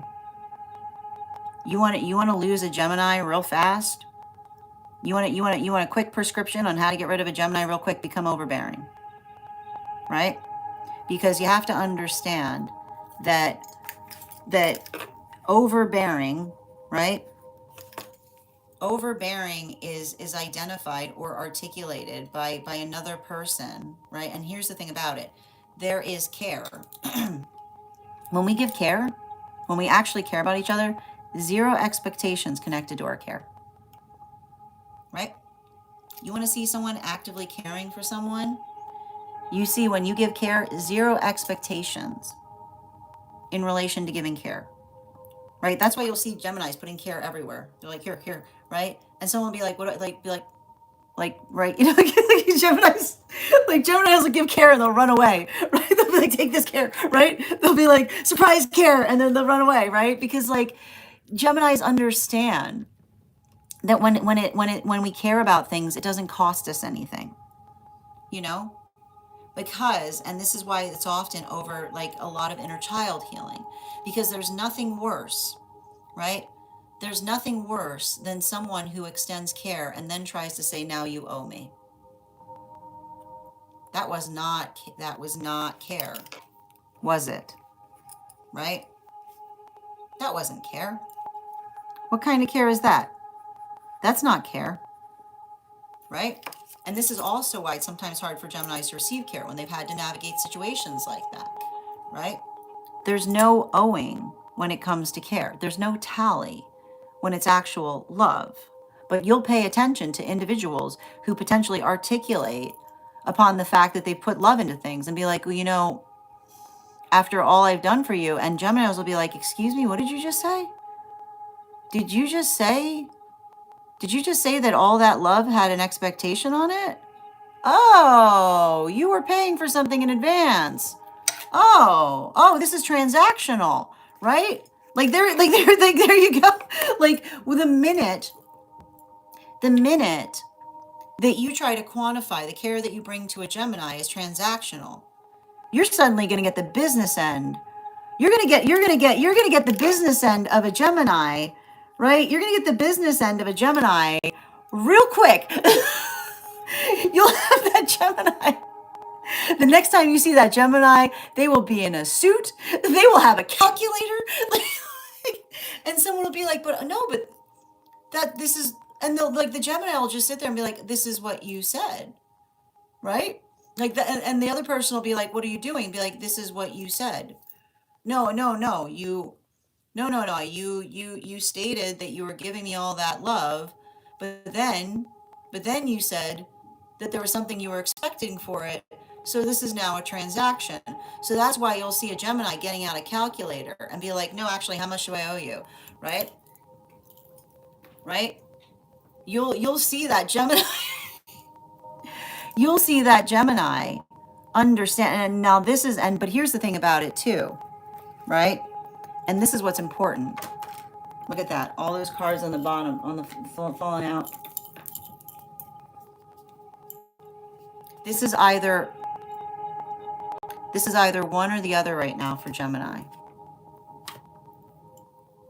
Which is this is either Gemini working through experiences by which they feel the weight, right? Working through experiences by which they feel the weight of another person who they're healing from in relationality to a love that comes with conditions, or an experience by which Gemini did not heal from experiences like that by which they threw something in another person's face. Because the thing you have to see here is, and I feel like there's something really important about that that's potentially happening, and you have to understand the quality and nature by which Gemini navigates things. And this is what we appreciate. Like, Geminis are always able to articulate upon moments or situations by which they identify that they were less than themselves. And the thing about it, Geminis are very similar to Scorpios like this, right? Which is, there are moments and experiences by which Geminis are healing from that carry the weight of another person, right? Often the nature by which one is navigating an overbearing relationship that finally the Gemini has to move away from because they have to articulate to another and say that that's not okay. Versus those moments by which the Gemini potentially feels energetically triggered and reacts in a way, right? That reacts in a way by which they work through, and I keep on seeing this, like the quality and nature by which we potentially hurt others by trying to articulate something being transactional. So I feel like there's something very energetically complicated, particularly in this energy, as it relates to Gemini's either healing from or navigating experiences in the past by which they had to navigate another person's overbearing nature, or simultaneously working on healing in moments by which one accidentally or inadvertently destroyed something by putting a false transaction upon it, which can often be a defense mechanism for those who have navigated experiences of this nature. Continuing to get clarification, the next sign that we're reading for right now are our Taurus, Sun, Moon, and Rising. 3 cards, please. What do we have coming through for Taurus right now? 1, 2, 3. We've got the King of Cups in its upright, the Page of Cups in its reversal, and the 5 of Cups in its upright. So this is interesting because,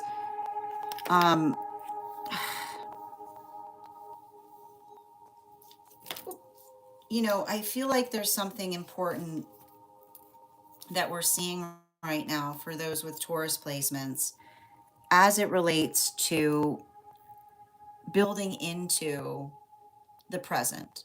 And what do we mean about the healing? Healing arrives in the present because you have to understand, right? The quality and nature by which we often look back upon things, um, regret, like regret does not serve us unless regret gives us higher direction in the present, right? And make when we make peace with our regret, there's typically a direction attached to it, right? And the thing is, you often see, right, when others become too embroiled in their own regret, they sink into it because they don't necessarily recognize the direction that the regret is asking. So I feel like there's something very important that I see either for Taurus energy helping another through a space of regret, right? Helping another through their own regrets by being able to articulate and help them find direction within it, or simultaneously working in the space of that feeling that allows one to be able to move towards a higher direction. And this is why and this is the thing you have to understand, like the quality and nature by which another person, it's very dangerous, right? When another person identifies and tries to nullify regret, like that's not the quality and nature that one identifies when one nullifies regret, because you're not working into regret as erasure, right? Like the space by which one tries to work through regret as erasure is the space by which nothing has any meaning. But when you understand that the regret that we feel has direction sense, right? That the regret that we navigate is holding our energetic map, then that quality and that understanding of making, like of holding, like the quality and nature by which we hold our regrets sacredly is the understanding about the fact that it energetically informs us as it relates to the nature of what it is that we're working on actively changing. So I feel like there's something really important about these cards related to the state or nature of Taurus energy working to embrace that, either by being able to facilitate, right, that positive direction that they're effectively holding, that you're holding into as it relates to being able to move forward upon things, or potentially helping another through their own weight of regret by being able to help them discern or define direction within it. Bottom of the deck on this Six of Cups today does not want to, like, again, I'm not surprised to see it. Neptune, we're going through an eclipse with Neptune and Saturn in retrograde. So it's very common right now for the past to rise back up because, again, Neptune works into the space of our memories, Saturn works through our space of time. So when we're working into the context by which we're trying to navigate our emotions effectively, right? The state or nature by which we bring compassion to ourselves allows us to be able to feel the energetic regret we feel, but allowing the energetic sacredness in terms of being able to identify, right, that this is what's profound about holding regret. And this is why we talk about wisdom, right? Wisdom winces because, right, the state or nature by which we recognize that we've been, like, that there's something that we could do better is often the point by which everything around us can change. So I feel like I see a lot of the energy potentially working through that in a way, and at the same time having to navigate situations or circumstances, especially with all of this cup energy, feeling a lot of emotion, right? And the thing about it is, often when we feel a lot of emotion, we get carried away in those emotions. But this is why the more that we're able to feel our emotions, then the ability to sit within them and to allow them to effectively help inform without feeling like overwhelmed by them, it takes time.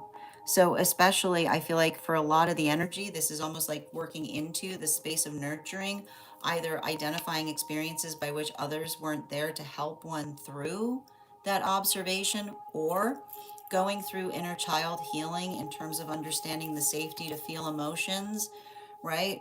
Like we don't fear, we like our emotions are not to be feared.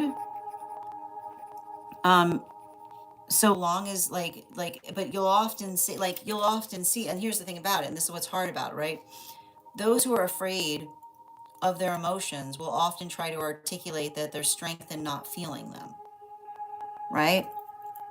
Like those who are afraid in feeling their emotions will often try to tell others there's strength in not feeling them. But this is a lot of, I feel like this is a lot of the energy recognizing that that's often a sign of profound weakness.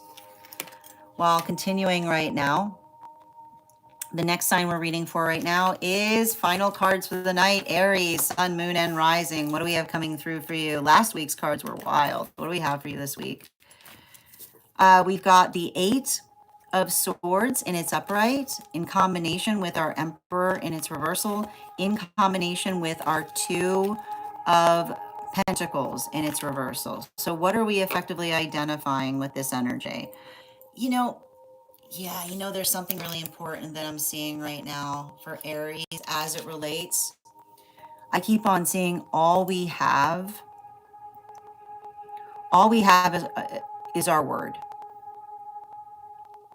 All we have is our word. And the reason that all we have is our word means that when another person says one thing and does another, Aries doesn't have another word to say to them. And the quality and condition, you have to understand. Sometimes Aries takes some time to get to things, but Aries are always true to their word. Aries are like that's the thing about it. If an Aries says something, it's going to happen. And also, and here's the thing about it, Aries have no space for someone who doubles back.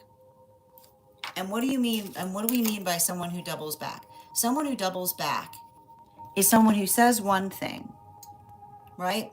Somebody who says one thing and then identifies or articulates that they meant something else, right?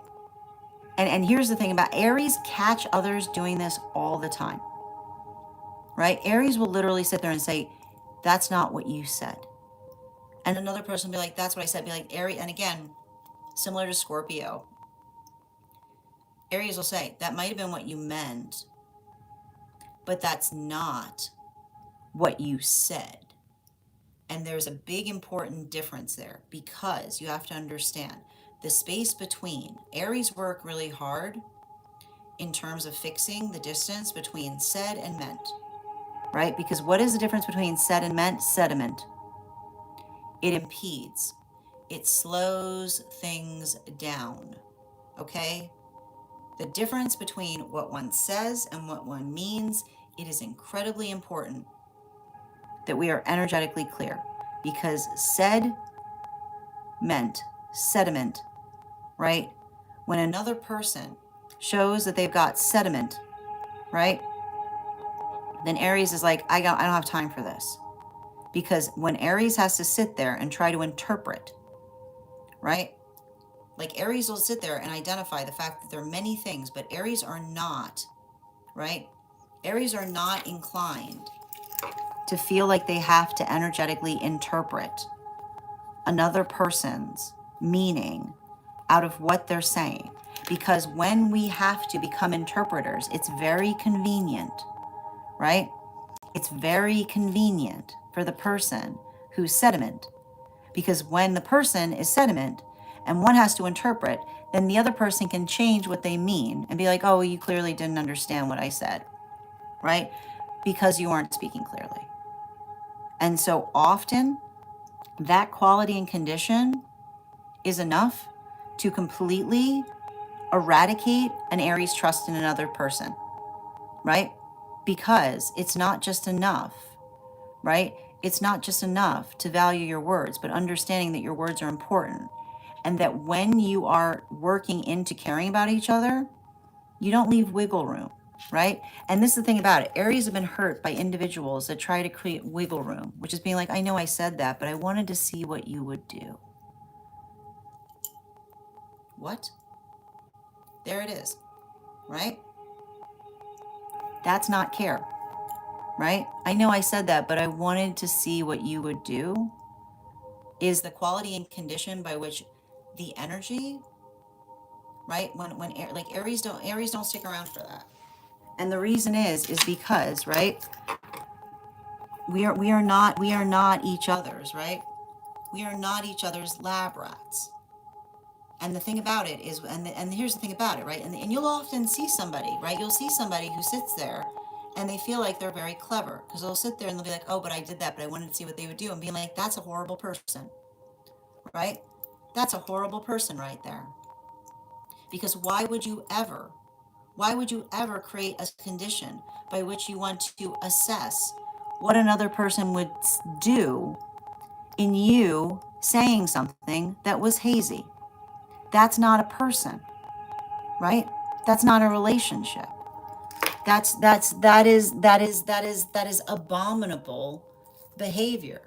And often the quality and condition by which an Aries sees that, they'll walk away from someone and they'll never say another person. They'll never say another thing to them, because how dare, and someone will be like, and someone will say to an Aries, how dare you treat someone like that? And Aries will be like, exactly, right? How dare you, right? How dare, and it's always that energy goes, how dare you, right? And Aries and Aries won't even explain it. Aries will just look back at them and say, how dare you, right? They'll say, how dare you, right back to them, because it's the observation, right? Right? It's the observation. It's the observation. And when an Aries sees that, right? You don't talk to observation. You don't talk to observation. Why would you talk to observation? If someone wants to observe, Aries will say you can observe from a distance. You can observe from all the way over there. You can observe from way over there, right?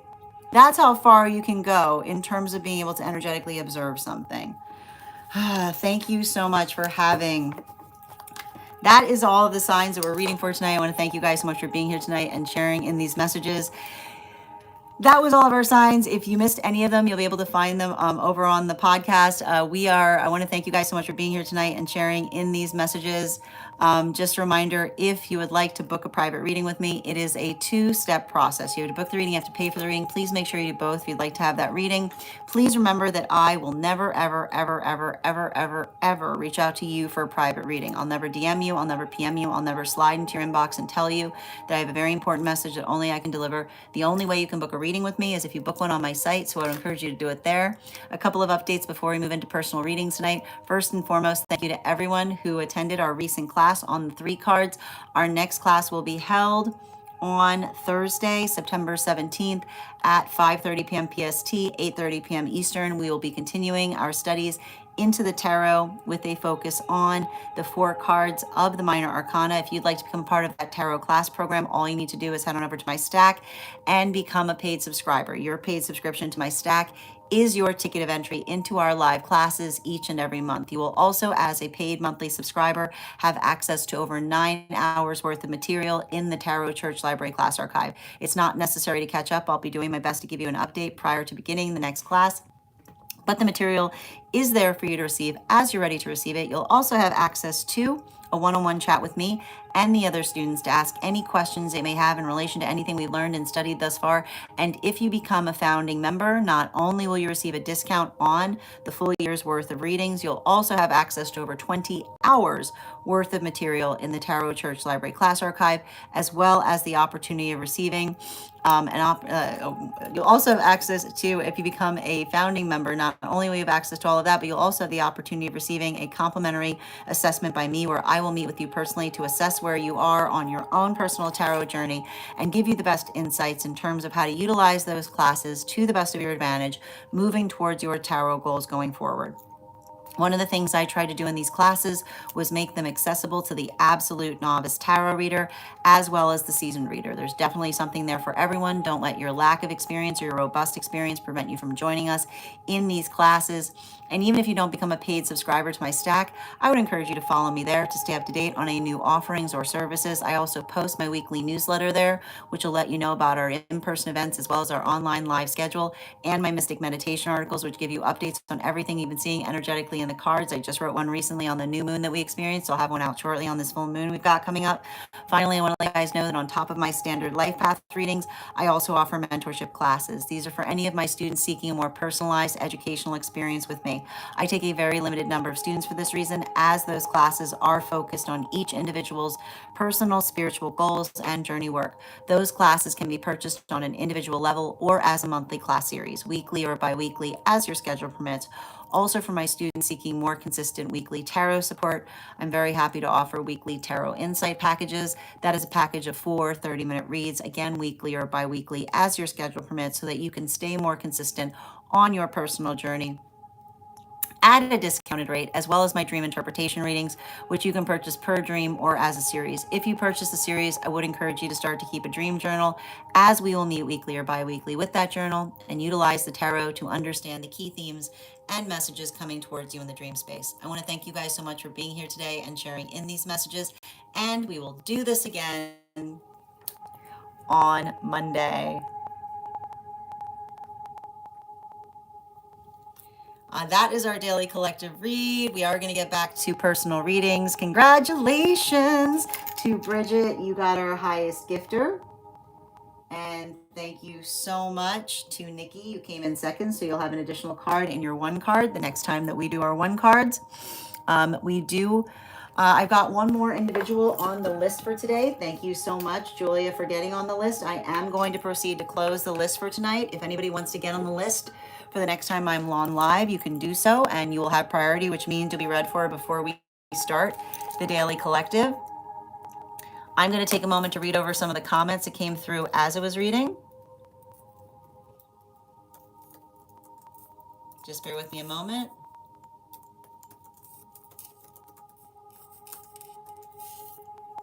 Perfect.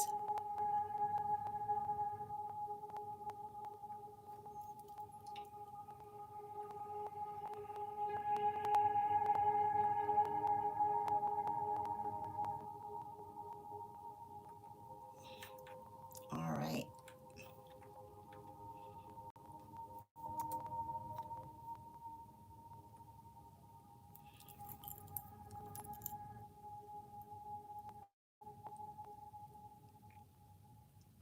No problem. And Dada, thank you for sharing the live. Always appreciate when you guys share the live. Thank you for confirming, Nikki. Oh, that's beautiful, Ella. Absolutely. Couldn't agree more. And thank you so much, Inner, for the follow. Thank you as well, Nikki. I know you heard Strega. She was being naughty during that. Eric, thank you for the follow. Hi there, Reza. How are you doing today? And Stardust, thank you for the follow. Thank you for confirmation, Nikki. I feel called out, but not a Scorpion. I reread. Yep, absolutely. Thank you for confirming, Nikki. Yep, absolutely. And thank you for the follow, Crystal. Beautifully stated, Nikki. Yeah. Oh, what'd you say to your bestie? That's incredible, Bridget. It's also an Aries quality. I agree, Nikki. Absolutely. Thank you as well. Excellent. Yeah, absolutely. Popsicle, so good to see you tonight, dear. And we got to 50K. Thank you guys so much. Welcome from Albania, user 994. Sending you support on that journey. Hi.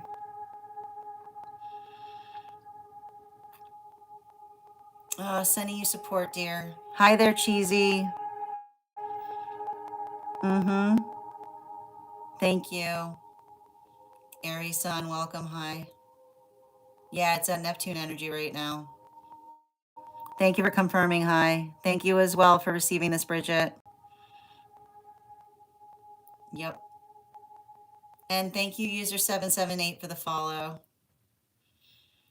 Absolutely.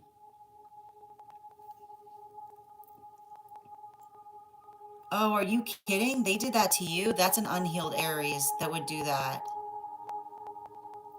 Mm-hmm. Yeah, that's a really unhealed Aries. For an Aries to do that, that's completely antithetical. Mm-hmm. You're so welcome. It's I hope you have a beautiful evening. Yeah, she's sleeping now. You can hear her snoring. She's such a loud snorer. Hi there, Marshall. Hi there, Kay. I hope you're having a blessed night as well. To get a reading, Andy, all you need to do is send a donation. The list is closed for the evening, though, so if you want to get on the list, you'll be on. You'll have priority for the next time I'm on live. So we're doing one card readings for Superfam or paid members if you'd like to become a paid member. Hi there, Nathan. Hey there, Q. Excellent. All right. And you're so welcome, dear. We are going to continue right now on personal readings. The next person on the list for tonight is Julia. Julia, if you can let me know if you'd like a general reading or if you have a specific question you'd like me to answer. Excellent.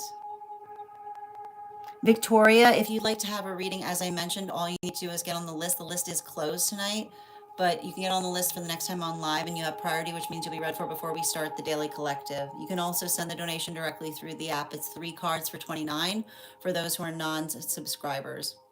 Hi there, Gary. How you doing tonight?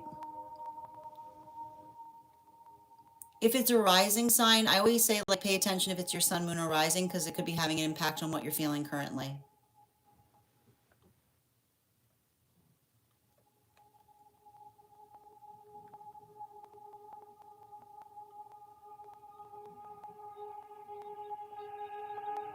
Excellent.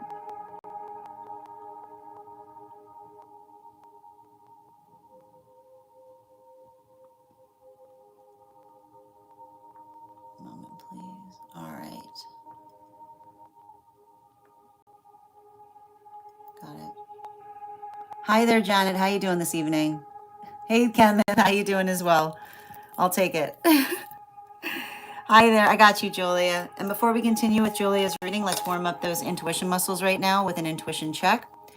I've got the animal oracle cards here. We're going to count back from 10. And when we get to 1, I will reveal the card. 10, 9, 8, 7, 6, 5, 4, 3, 2, 1.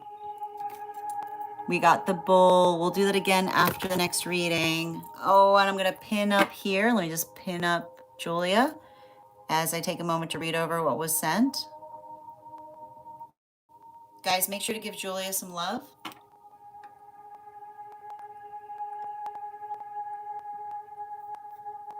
Nikki, did you get on the list too? If you got on the list, I'll honor the reading. I just want to make sure.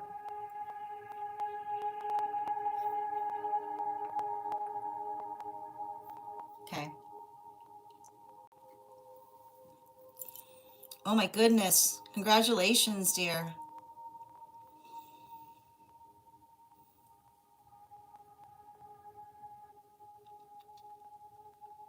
Mm-hmm. Oh, I got you, dear. Okay.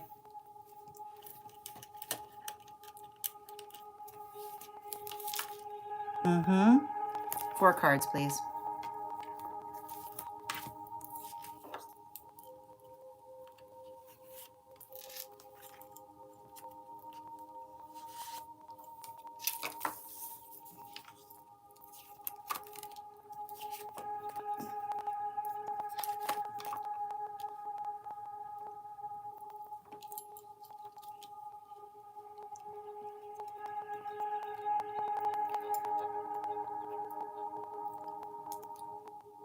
So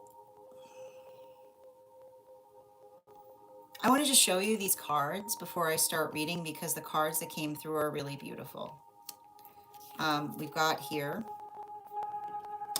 the 10 of Cups with the 2 of Cups in combination with the Temperance card in its upright and the 3 of Pentacles in its reversal. I feel like there's something really important about, like, it's saying, it's interesting too, because I'm not sure how you like plan this out, but I almost see the fact that you had like one large push that would then allow you to be able to take more breaks, if that makes sense.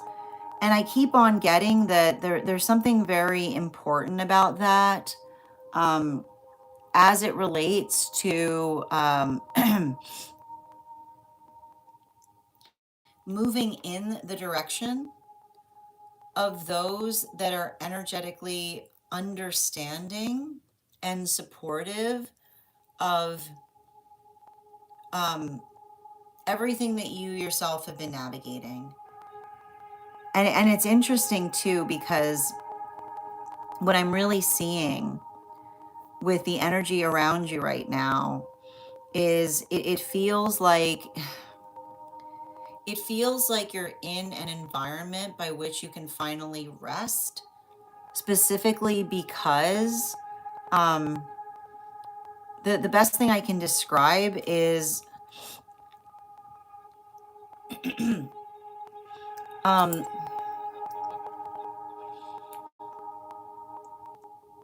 keep like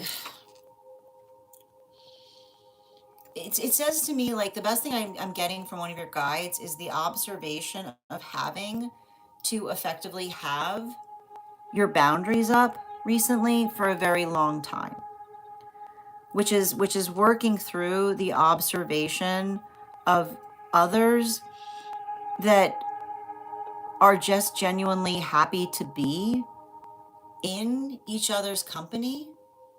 And the thing about it is, I keep on saying, when we genuinely enjoy each other's company, there's zero expectation as to what we do within that company, right?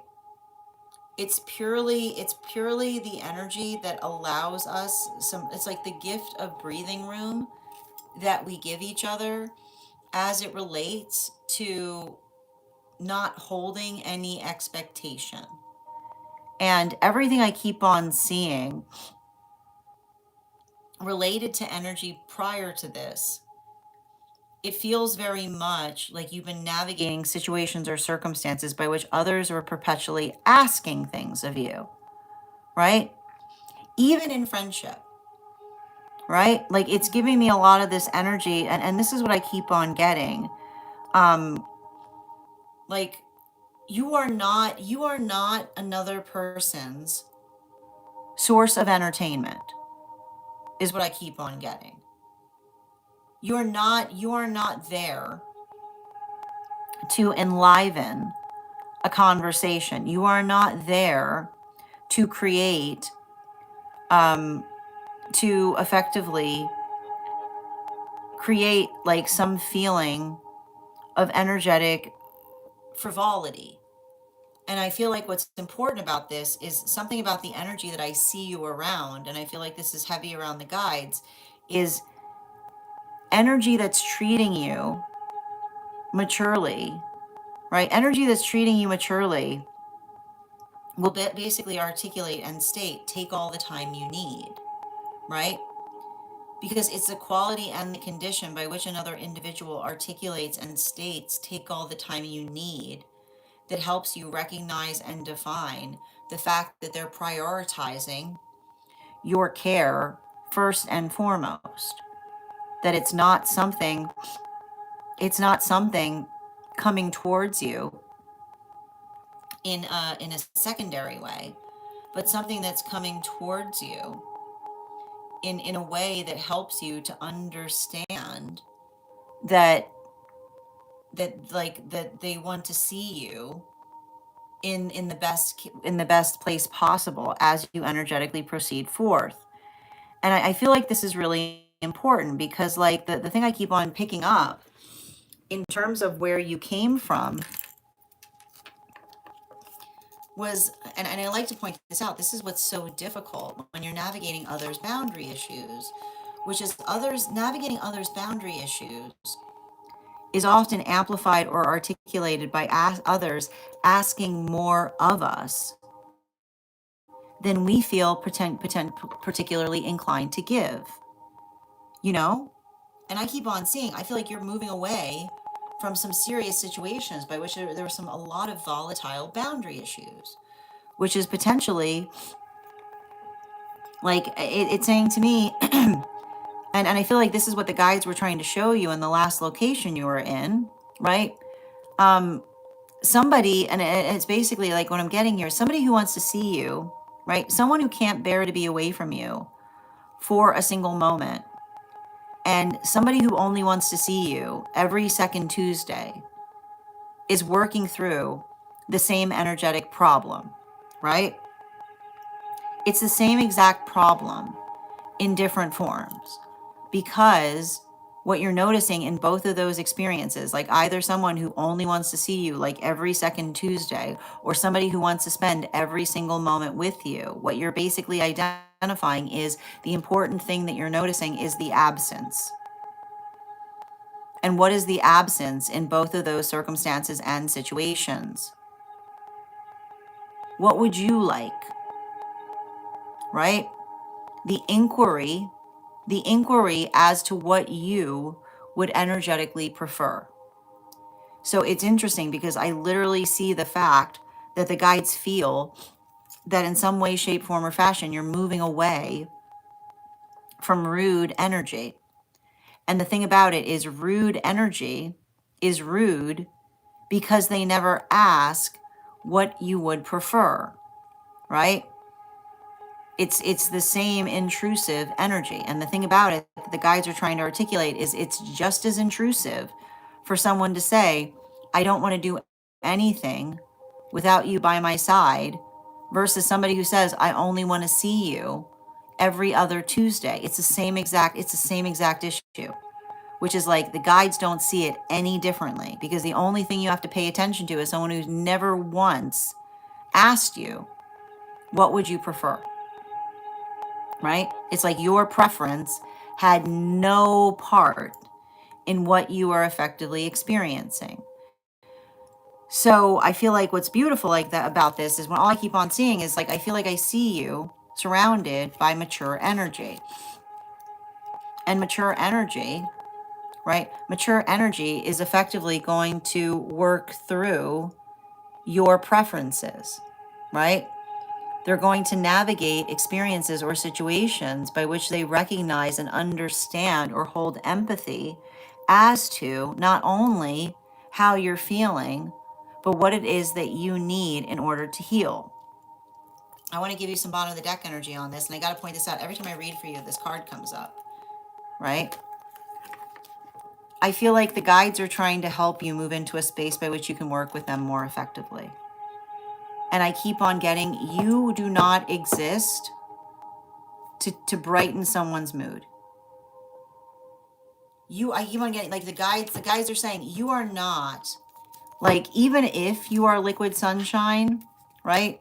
You are not another person's antidepressant, right?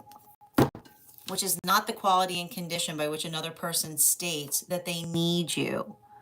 Because if they don't have you present, they don't feel energetically happy.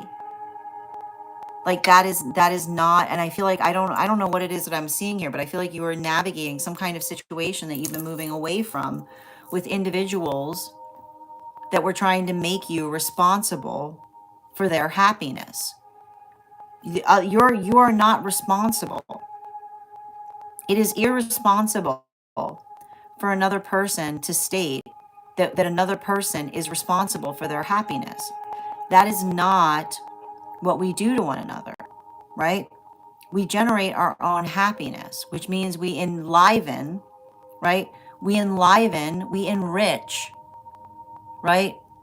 We enrich a blissful experience. We enrich a blissful experience. But when another person says, right, there's no joy to be found if you're not there, then that is exactly the context by which you have to move away from something. Because it's the observation that we work towards enrichment, which means we live into the space by which we live rich lives, and having each other in each other's lives enrich them further. But our presence is not conditional to the joy to be derived in our experience. So it feels to me like you've been having to like move through a lot of these experiences by which another person has been effectively, right, like working through, right, like, and I keep on seeing this, right, like effectively, like nobody should be in the space by which they're punishing you because you're not providing joy to them, right? And often the space or nature by which another person, right, never will you see somebody who's less connected to their feelings than the fact that they derive joy in having someone around them, and then they try to take it out on them because they're not present, only further estranging them. It's never made sense.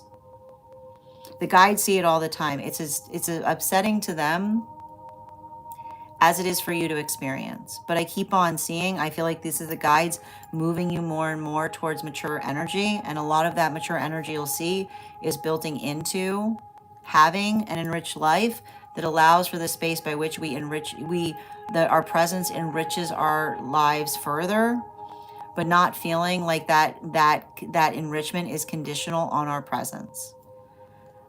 Thank you so much for having that reading with me, dear. And if this message connected to you as well, it's very common for those who need these messages to be here to experience them. I'm going to take a moment to read over some of the comments that came through as I was reading.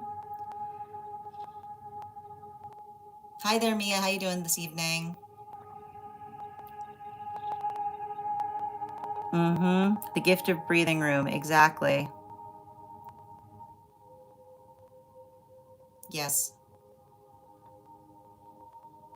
Oh, that's beautiful, Julia. Thank you for confirming that's exactly what they said to you.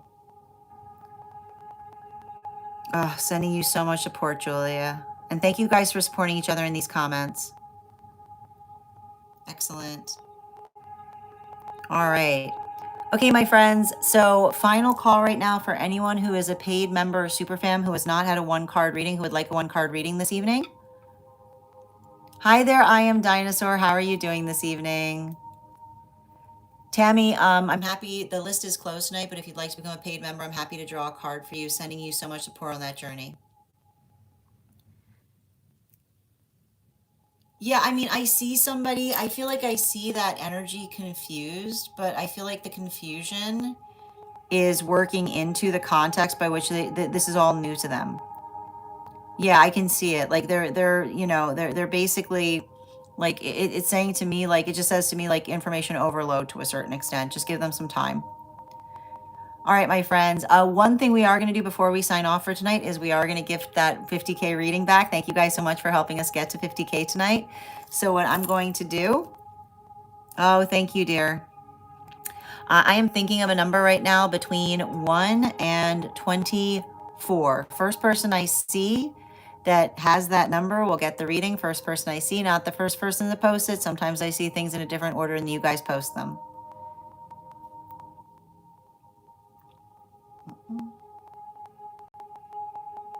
Oh, congratulations, Ella. All right, my friends, I want to thank you guys so much for being here tonight and sharing in these messages. If you missed the Daily Collective, it should be up now over on the Stack. It'll be also up as a podcast over on Spot. I'm going to be potentially offline the next couple of days, but we'll be returning back for full readings on Tuesday. If you would like to get on the list so that you have priority on Tuesday, you can do so now. And you'll have priority, which means you'll be read for before we start the Daily Collective. I want to thank you guys so much for being here tonight and sharing in these messages.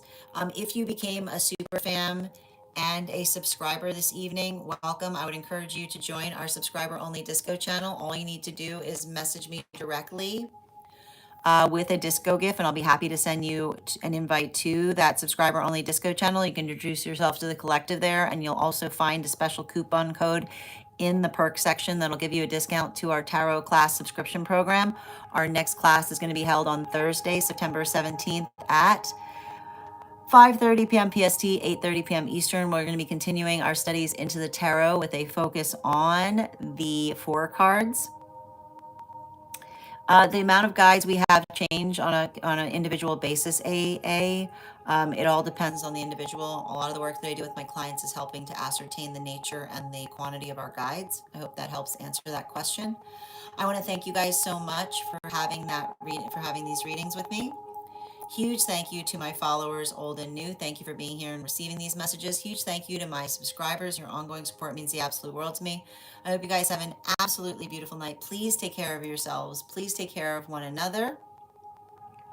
And I wish you an